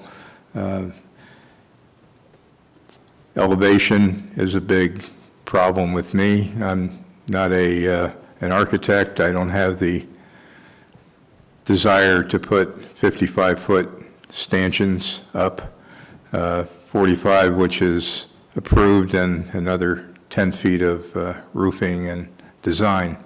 Architects love to do that sort of thing, but I think they can be placed under control a little bit more here in the village in Barrio. So that's about it. I'll look over everything here and get ready to receive the reports from our staff. And next time I think we meet, we'll probably have a chance to go ahead and make some decision on this and get it rolling, get it up to council, and let council vote on it and get it out there and started. So that's it. Thank you. Just to clarify, I think our next meeting is more discussion. I don't think we'll be passing it to council till next year, and when the parking study is done, unless something changes before then. Well, I didn't say when, or on a specific day. Just don't want to mislead people. Yeah. It's going to still be a while, I realize Right. that. Patience. Commissioner Goyers. Hi. So it's hard to recap this whole master plan in 5 minutes, but I'll try to highlight some of my thoughts. So, you know, I think everyone, well, maybe if I can start, I mean, there are hundreds of cities all over the world that for a specific reason have a central park, right, a place for everyone to gather. And so, you know, I'm definitely in favor of a Grand Avenue promenade. I mean, if you have a grand vision, you know, if you can picture, you know, trenching the tracks and having a central park and connecting 12 neighborhoods, I mean, that would be amazing. You know, I know, and we have to be careful about going in that direction because there's a lot of, you know, funding, you know, federal funding, and I mean, who knows, you know, and so, but, you know, I think in general, everybody would love to have a central park. You know, so some of the more immediate, so to what Commissioner LaRue was mentioning earlier, right, can we have a plan that addresses the short-term needs and the mid and long-term plan? So the short-term, you know, the traffic department was here speaking about the plan, the immediate plan to address the safety concerns, to reduce the speed on some of the streets, stop signs and lighting, the flashing lights at Chestnut. One of the other main items was an immediate overpass at Chestnut to the beach. So I lived many years in North Phoenix, and there are freeway passes all over the place, and they're easy to construct. I mean, it's, you know, I don't know which commissioner, which agencies we have to work with. That probably takes time. but cost-wise, it's pretty straightforward to build ramps and a bridge, right, to get to the beach. I think, a parking structure is inevitable. We live in one of the best cities in the U.S., and we love living here, right? And a lot of people, millions of visitors come here. And so everybody speaks about parking. Well, at some point, they're going to need a parking structure downtown, right? And I think the preference would be like other cities, you plan it well and you hide it behind storefronts or, out of sight, right? I'm definitely in favor of hopefully I don't get in trouble, but I'm definitely in favor of a 45-foot height limit without an extra 10-foot architectural extension. I think sometimes that's needed for elevator shafts and things like that, but wherever we can limit that, I think that would be a good way to go. I think that we've heard that clearly, that we want to reduce the height in the development. I'm more in favor of, when we think about like mixed-use projects, that's also a touchy subject, but I'm more in favor of owner-occupied versus mixing it with timeshare units. I'm also in favor of historical designations where it makes sense. So if you think about the museum or Lola's, but then, it's a good example because, like, for example, if we want to take that property with the museum and build a bakery, well, how do you have a historical designation to protect something, but yet have private property rights to develop something, right, a piece of property? And it's a topic that takes a lot of discussion. Yeah, and we could go on and on and on. And so I think that's just covering some of the main items that I heard clearly from everyone. But, in closing, just know that all of your comments are heard clearly through the many revisions of the plan, that the changes happen. And there are many departments within the city that are taking action to follow up on your comments. Thank you. Thank you, Commissioner Goyards. Commissioner Siekman. Well, at the very beginning of the Village and Barrio Master Plan, on page 1.1, it says, high land costs can limit what type of structure can be built upon it. And we have to remember that, because when we're talking about residential and commercial, because this applied to residential, but it also applies to commercial, I believe that we need to be flexible in our regulations so that we can allow the best options for the future in our community. Because if we take a look at how things have changed in just the last 20 years, it's phenomenal. So we have to be flexible in what we do. So the Village and Barrio community lends itself to density due to the closeness of the transportation hubs that we have, the railroad and the bus lines. And so this area is close to commercial support, so people can stay in this area. They can walk where they want to go. They can bike where they want to go.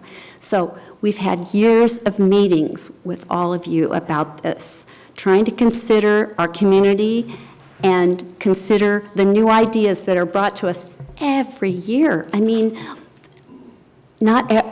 Just remember, we're all going to have to compromise, because no one is going to get 100% of what they want, but if you get half, maybe that'll be great. So I feel we have been fortunate in getting your input. And I also feel that we were very fortunate in getting the input from Dover Coal. We got input from people here and from other places who come and look and have a different perspective. So I appreciate all the input. The first things I want to cover are the things that I don't totally agree with in the Village Barrio Master Plan. I really oppose the roundabout at Tamarack and Jefferson. I have a huge concern for people coming straight off the interstate and children crossing that street all the time. I think there should be a stoplight there. I love the idea of the roundabouts within the Village Barrio area, but not at that intersection because of it's so close to the I-5. Then I think that there's something called shared spaces in the master plan. And I think those shared spaces, and I hope that, that you all understand what I'm talking about. It's shared spaces where streets are used for both people and autos. And in the barrio, I really feel that those shared spaces should be discouraged in areas around parks, because you have children walking and you have automobiles, and that's not a good combination. So, also, there's an idea of eliminating alternative design streets in the plan. I just want to make sure that we don't create a financial hardship to the homeowners that might be affected by this change. So if you change from alternative design streets, that means you're going to put in sidewalks, and that's a cost that could be borne by the homeowner, and I want to make sure that that doesn't happen and creates a financial hardship for those people. So then, in the center and the core district, we have the 45-foot height limit. And that, as we have discussed tonight, has been in place for a very long time, even though people are noticing it now and it has become a contentious issue. We have to remember that there are people that own these properties, and that they have spent a lot of money to buy these properties and are expecting to be able to possibly go up to that 45-foot limit, just like that woman who was so upset earlier about what happened to her. These people have bought this land, and the height limit is 45 feet. Now, what about the 55 feet, the extra 10 feet for the roof standard? I would like to suggest that instead of that being allowed, that we create a standards modification so that anybody who wants to put that extra 10 feet on has to come to the Planning Commission to get that approval to go from 45 feet to 55 feet. And so then we can make a decision with your input on whether that building looks appropriate in those districts in order to be able to do that. So what I'm saying is, leave the 45 where it is. If someone wants to do 45, fine. But if they add 10 feet, they have to come to the Planning Commission to get approval, and we get input from the community. And we get to see it before that ever happens. I also disagree with the 11-foot first floor commercial height for the first floor, 11 feet. Because this is a village, and we want a village feel, and certain types of retail doesn't work well with a great big 11-foot height. So I believe that, once again, that should not be a requirement. I think that that's, I disagree with it. So those are the things, I think that's all I disagree with. Let's see. Oh, one other thing. I just want to add that on page 6.30 of the plan, I would like to add underground to the definition of parking structure, because it only says above ground, and I think we should allow underground also for the parking structure. And then on page 6.42 of section 6.43, I don't agree with, it specifically states that if no additional feasible parking, if someone has a property and they're redoing it, and if they don't have the parking that they need to, I'm not explaining this very well, I'm sorry, I'm tired and I'm kind of hungry. If they don't have the feasible parking, the existing shall satisfy the total parking need, and I don't agree with that. And then also, lastly, well, not lastly, but I really feel if we're going to bring all this density together, that I feel we need a noise ordinance, because all of a sudden we're going to have people who are going to have possibly here's a business, and here's a patio outside for people to eat and drink, and then here's somebody living in their home, and then they have a band down here. So I really feel like if we're going to put this many people this close together, we need to have a real live noise ordinance or some way to protect the quiet that people need in their homes. So anyway, those are my negatives. Here's my positives. Okay. I love the promenade idea on Grand. I love it. Thank you, Gary Nessum.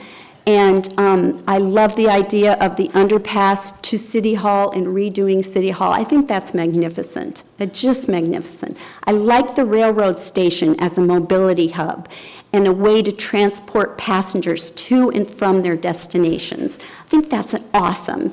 I love the Lincoln Plaza idea. I hope that it can work out, and soon. I think that's a great idea. Trenching the railroad, I hope we can get super duper lots of money from the railroad district. And I think that the Chestnut Crossing is an absolute priority. You guys have waited forever, and I agree. And there should be a way to get to the ocean from the Barrio area, but I really feel it should be only for pedestrians and bicycles, because otherwise it's going to turn into a traffic nightmare. Then I can't wait until there's uniform lighting in the village and Barrio together. It'll be so pleasing for everyone to be able to walk in the evening and feel safe and go from the Barrio to the village and go to dinner and then walk home, and it'll just be so nice. And I noticed bicycle boxes, and that's a place for a bicycle to sit at a stop sign, and it's in front of where the cars sit, and I think that's a great idea for safety. And let's see. Improvement of the Tamarack. Oh, and then the improvement of the Tamarack I-5 entrance to the city. That is, I mean, we need to make that super welcoming for people, because lots of people come in off of that particular exit. And then the Downtown Mobility Commission. I really do strongly suggest that that be the Planning Commission, because you really have to know land use in order to be able to do a good job in a mobility commission. And I think the parking study was a good idea. I'm sorry that someone has suffered from it, but at the same time, maybe we'll be able to keep people from suffering by doing a better job on the parking choices that we decide upon. And I'm definitely in favor of parking structures, and I actually am in favor of parking meters downtown, and I can't help it, I'm telling you the truth. And I think that they should get more expensive as it gets to downtown, so that people will park in the structures far away. And then I have to tell the truth, and then I think loading and unloading zones are an excellent idea. Excellent, excellent. That will help keeping the traffic moving. And I would love a trolley. I thought that what you put in there about the trolley, awesome. That would be great to go around the Village and Barrio area. And then also the historic part of the Barrio community does need to be valued. I think that would be super awesome. And then I learned this tonight. Making Tyler a one-way street really sounds like an excellent suggestion, and I would love to see that looked into. And I'm done. Thank you, Commissioner Siegman. Commissioner LaRue. Well, let's see, where do we start? I guess first off, I just want to thank according to my count, the 52 people that took time to come and share their thoughts, not only with us, but with their neighbors and the rest of the community. And this is, I think, one of the great things that makes Carlsbad great, is the people's involvement. And so, as a longtime resident, A, I thank you for doing that, and B, I say keep it up. As far as the plan goes, wanting to take sort of a 50,000-foot view, because I think that's kind of where we are tonight, I think the plan has a lot of good merits. I think it's heading in the right direction. I think, as one of the speakers said, there's some tweaking that needs to be done. I, for one, am very concerned about, again, the intersection of density, height, architectural appearance. For a long time, we had a design review commission, which functioned really as some architectural review. I think maybe we need to relook at that and see if that needs to be reformalized and become a more salient part of this plan.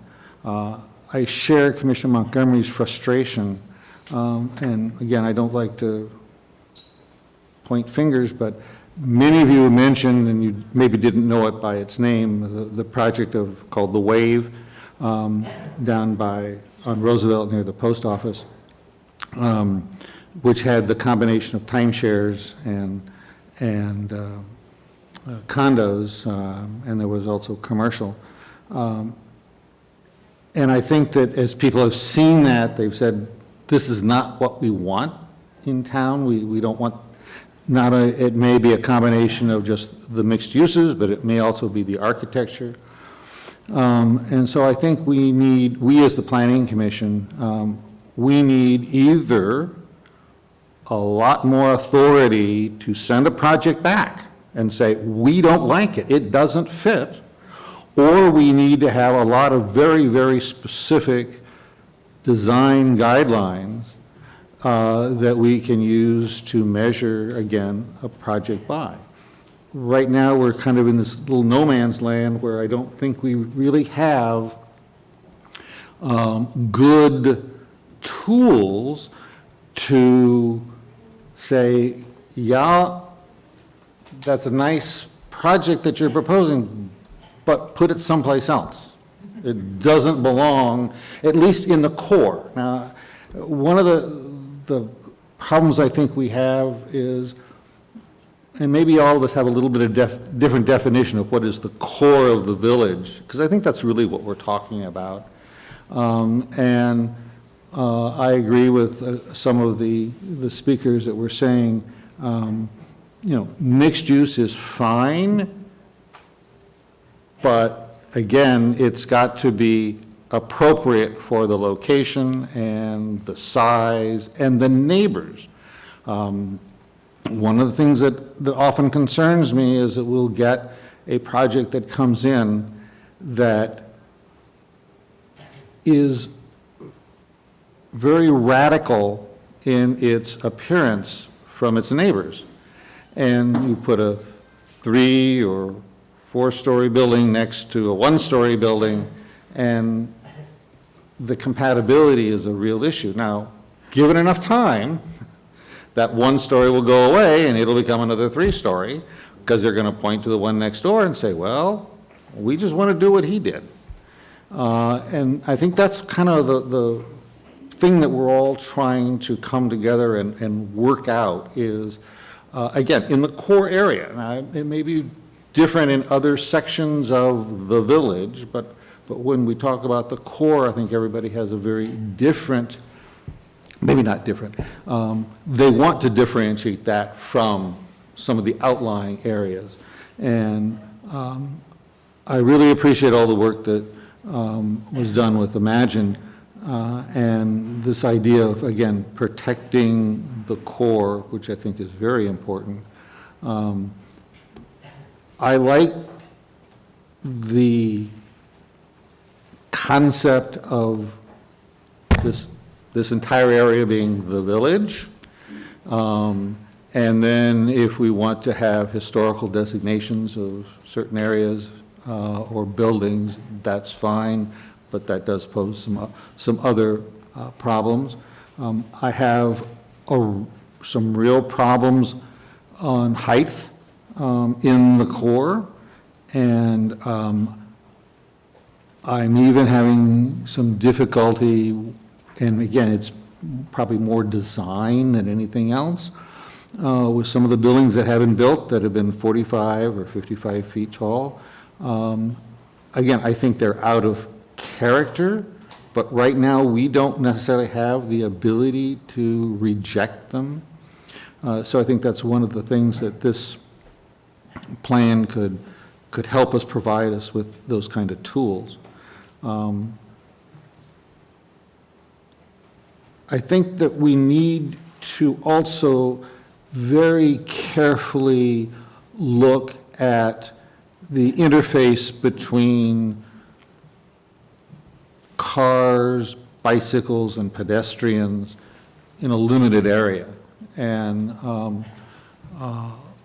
this whole idea of like sharrows in certain areas just scares the hell out of me. Simply because it's an educational process, and it's going to take some time, and I'm not really sure what the outreach is from the city to the biking community, to the car community, to the pedestrian community. But there's a lot of opportunity for conflicts. And, you know, I, for one, just dread driving through Leucadia going south, because you've got, you know, one whole lane that also has parking on it with the sharrows, and you get people that are opening their car doors, they're not looking for the bicyclists because they don't anticipate they're going to be there. You got people swerving in and out of lanes. I mean, there's just a lot of potential conflict. So there's a lot of education that we've got to do. And this may or may not be the right forum for that, but it's something that as a community, I think we need to really kind of think about. I agree that a crossing at Chestnut to the beach for pedestrians is critical. I would even think or suggest that maybe we ought to have the trenching of the tracks is a huge opportunity. It's, I think, a long-term vision. It's not going to happen maybe in our lifetime, but it's going to happen.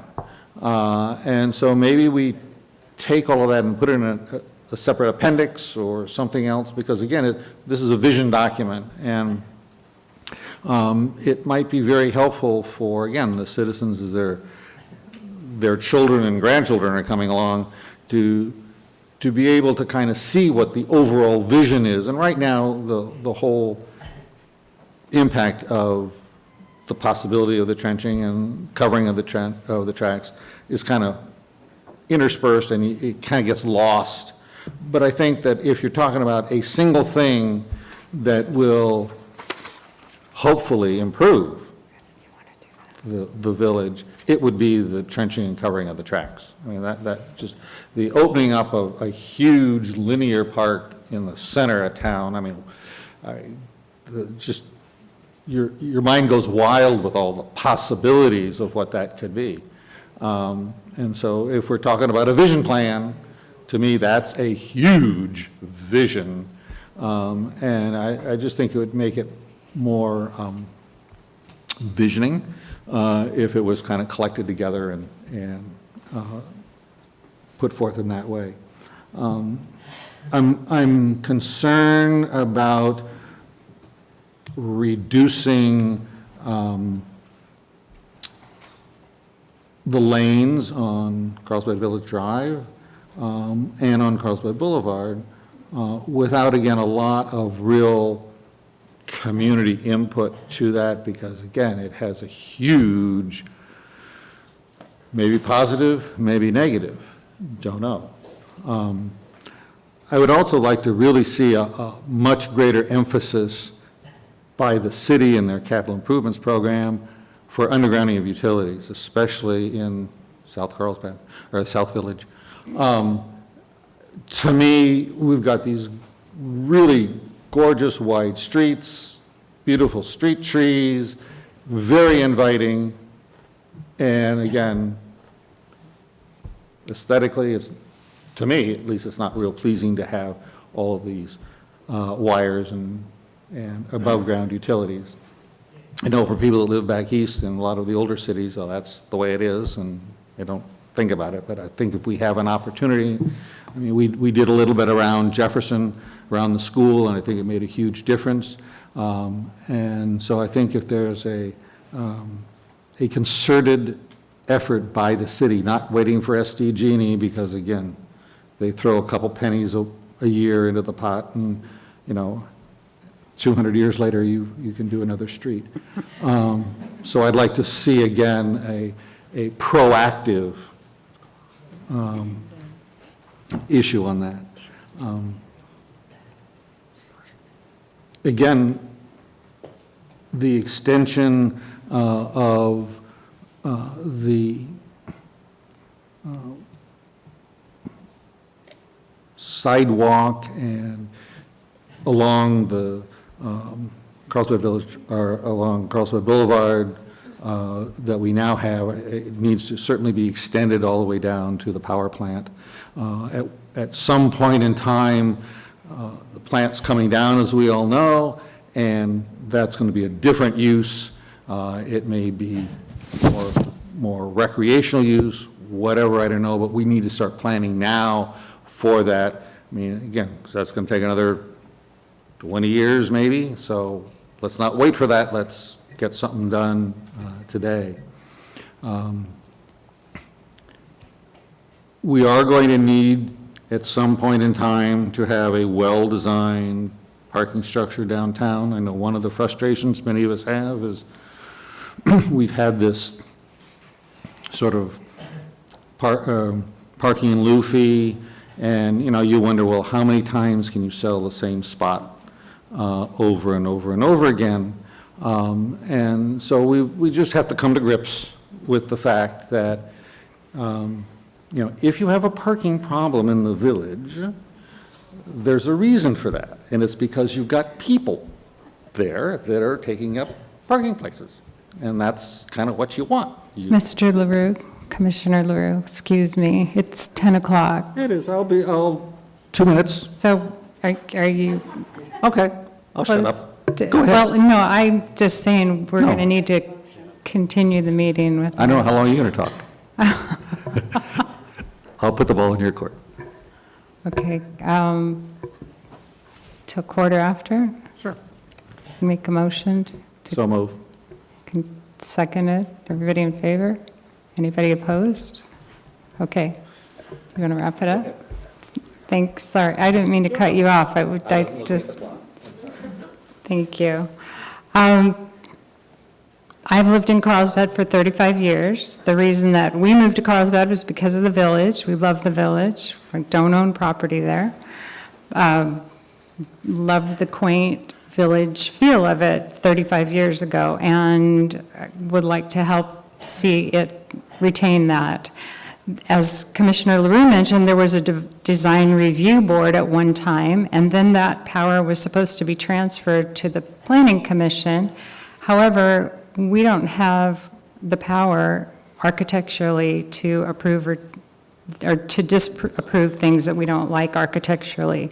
I am concerned that the plan has guidelines and suggestions for architectural, but it doesn't have any requirements. And I'm also not in favor of modern architecture because I don't think it's timeless. I think when you go to places that you think of enjoying to visit, they're quaint, we keep talking about the small town feel. It's because of the older, quaint architectural buildings in the village that we have that feeling. I was in Solvang recently, and everything there has, certain architectural guidelines, and I would like to see that become a requirement of traditional architecture, which I think is more timeless. I don't think it has to be one particular type, but just traditional, and that's where the change came from for the 55-foot.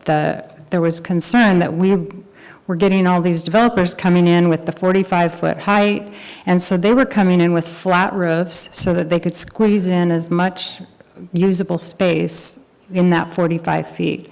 And so I think the response from the planning department was, well, let's allow a roof to be higher, which sounds like a good idea, but I kind of agree with some of the other commissioners that maybe we should have a 3-story limit, 35 foot of living space plus the roof. That would be something I would like to pass on to the planning department to consider and look at. I'm concerned about some of the surveys that are mentioned in this document. I've seen some surveys that are kind of leading, like, do you like wider sidewalks? Do you like bike lanes? And they kind of lead you. You say, yeah, those are nice, that's great. But what it doesn't say is, by the way, we didn't tell you you're going to have a narrow 1-lane car traffic area. And I think we need to be careful of that and make sure that we're looking at it. I'm not sure we want to completely balance the pedestrian and bike. I think we want to have nice bike and pedestrian access, but cars still need to have priority. I'm concerned about the bike lanes that I see striped, where there's a striped barricade between parked cars and the bike lane, but no barricade between the moving traffic and the bike lane. And it seems like that's more of a danger than the parked cars to me. I'm concerned about Sharrows. I don't think they're safe. As the one speaker said, she wouldn't take her nieces on those because those are for experienced bike riders, not for the recreational bike rider. They're a little confusing to bikers. They're confusing to vehicle drivers. I would like to see one village. I would prefer that. If enough people want to retain the name Barrio, I think it should be something like Village Barrio or Carlsbad Barrio, because as a real estate agent, Barrio is a descriptive term, not a community term. We don't use the term Barrio in real estate because it's got negative connotations. I think we need to eliminate the timeshares, hopefully sooner rather than later. I think they're a loophole that have created higher density than what was intended when this plan was written. And it's kind of sneaking in more than what we want on some of these lots. And concerns me the comment made in here about how we have to allow higher density because the properties are so expensive. Well, the properties are expensive because we allow higher density. That you can see a direct correlation. The prices go up when we allow additional density on properties.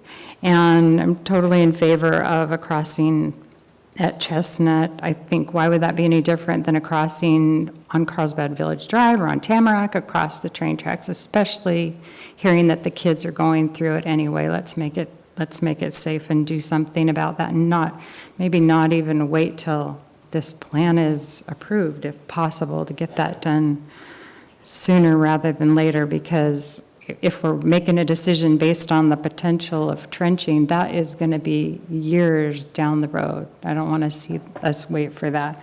So those are my 10,000-foot views, and Mr. New has something from our absentee commissioner to share. Thank you, Madam Chair. And Commissioners, I think we distributed to you a copy of Commissioner Siegel's notes. He couldn't be here this evening because of a family member's medical situation. It's really very serious. I believe his comments in general aren't anything that hasn't been covered. Just from the standpoint of the topics, he did mention that there was a need for anchor stores in the village. He raised the parking issue and the timeshare issue that we've heard a lot about. Also, the issue of elevations and the architectural standards and density, building height in the various districts, and the outdoor paseos, eating areas, and the walkable community needs. And then he also raised the issue of the Village Barrio, what the name should be, not necessarily suggesting one or the other, but that it needed to be figured out. So That was his general comments from his notes. I know from speaking with him on the phone this afternoon, I think he has some other thoughts, but didn't have an opportunity to put them together. So if I could just address our next steps. At this point, obviously, we have a lot of information we've heard this evening from the public and from yourselves. So we would take the time to assemble a list of the information. Our intention is to come back to you either in late August or in September with a formalized list, probably in the form of a planning commission resolution to ask you to make a motion to identify the areas that you would like us to do some more work on the plan. At that time, we won't necessarily be saying we're going to, for example, like building height, we're going to recommend certain heights, but we will go away and look at it and come back with a staff recommendation in the revised plan as to what we would propose on the various issues that we ultimately agree on direction to do. And as I mentioned, that would probably be at the earliest late August, perhaps into September, depending on how quickly we can get it together. I think at this point, our intention is that we would have that meeting back at the council chambers so that it can be webcast and recorded as well. And we would notice that meeting because obviously there were a lot of people there here this evening. So we won't be continuing it to a date specific, but we will renotice and get the word out on that. I wanted to thank our audio-video people for being portable and taking care of us here. You did a great job.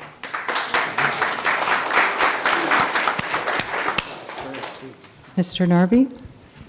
Thank you, Chairperson Anderson. From my perspective as facilitator, the goal was to get the information from the public and from the commissioners to our project team. I think that goal has been accomplished. Just reiterate thanks to everyone, commissioners, public, a lot of speakers, and so it concludes my part of the facilitation, and I will turn it back to the Chairperson of the Planning Commission. Thank you very much. We appreciate your involvement and assistance here. And thank you so much, those of you that came and those of you that came earlier that aren't here anymore, but those of you that stuck it out to the bitter end. We really do appreciate your input and your voice in this process. We're a team. So I didn't ask our attorney, did you have any comments? No. Mr. New, did you get sufficient comments from the commission comments, or do you need anything in writing? Madam Chair, I think we have sufficient comments. So. Okay. Enough already. Okay, I'm ready for a motion to dismiss. Thank you.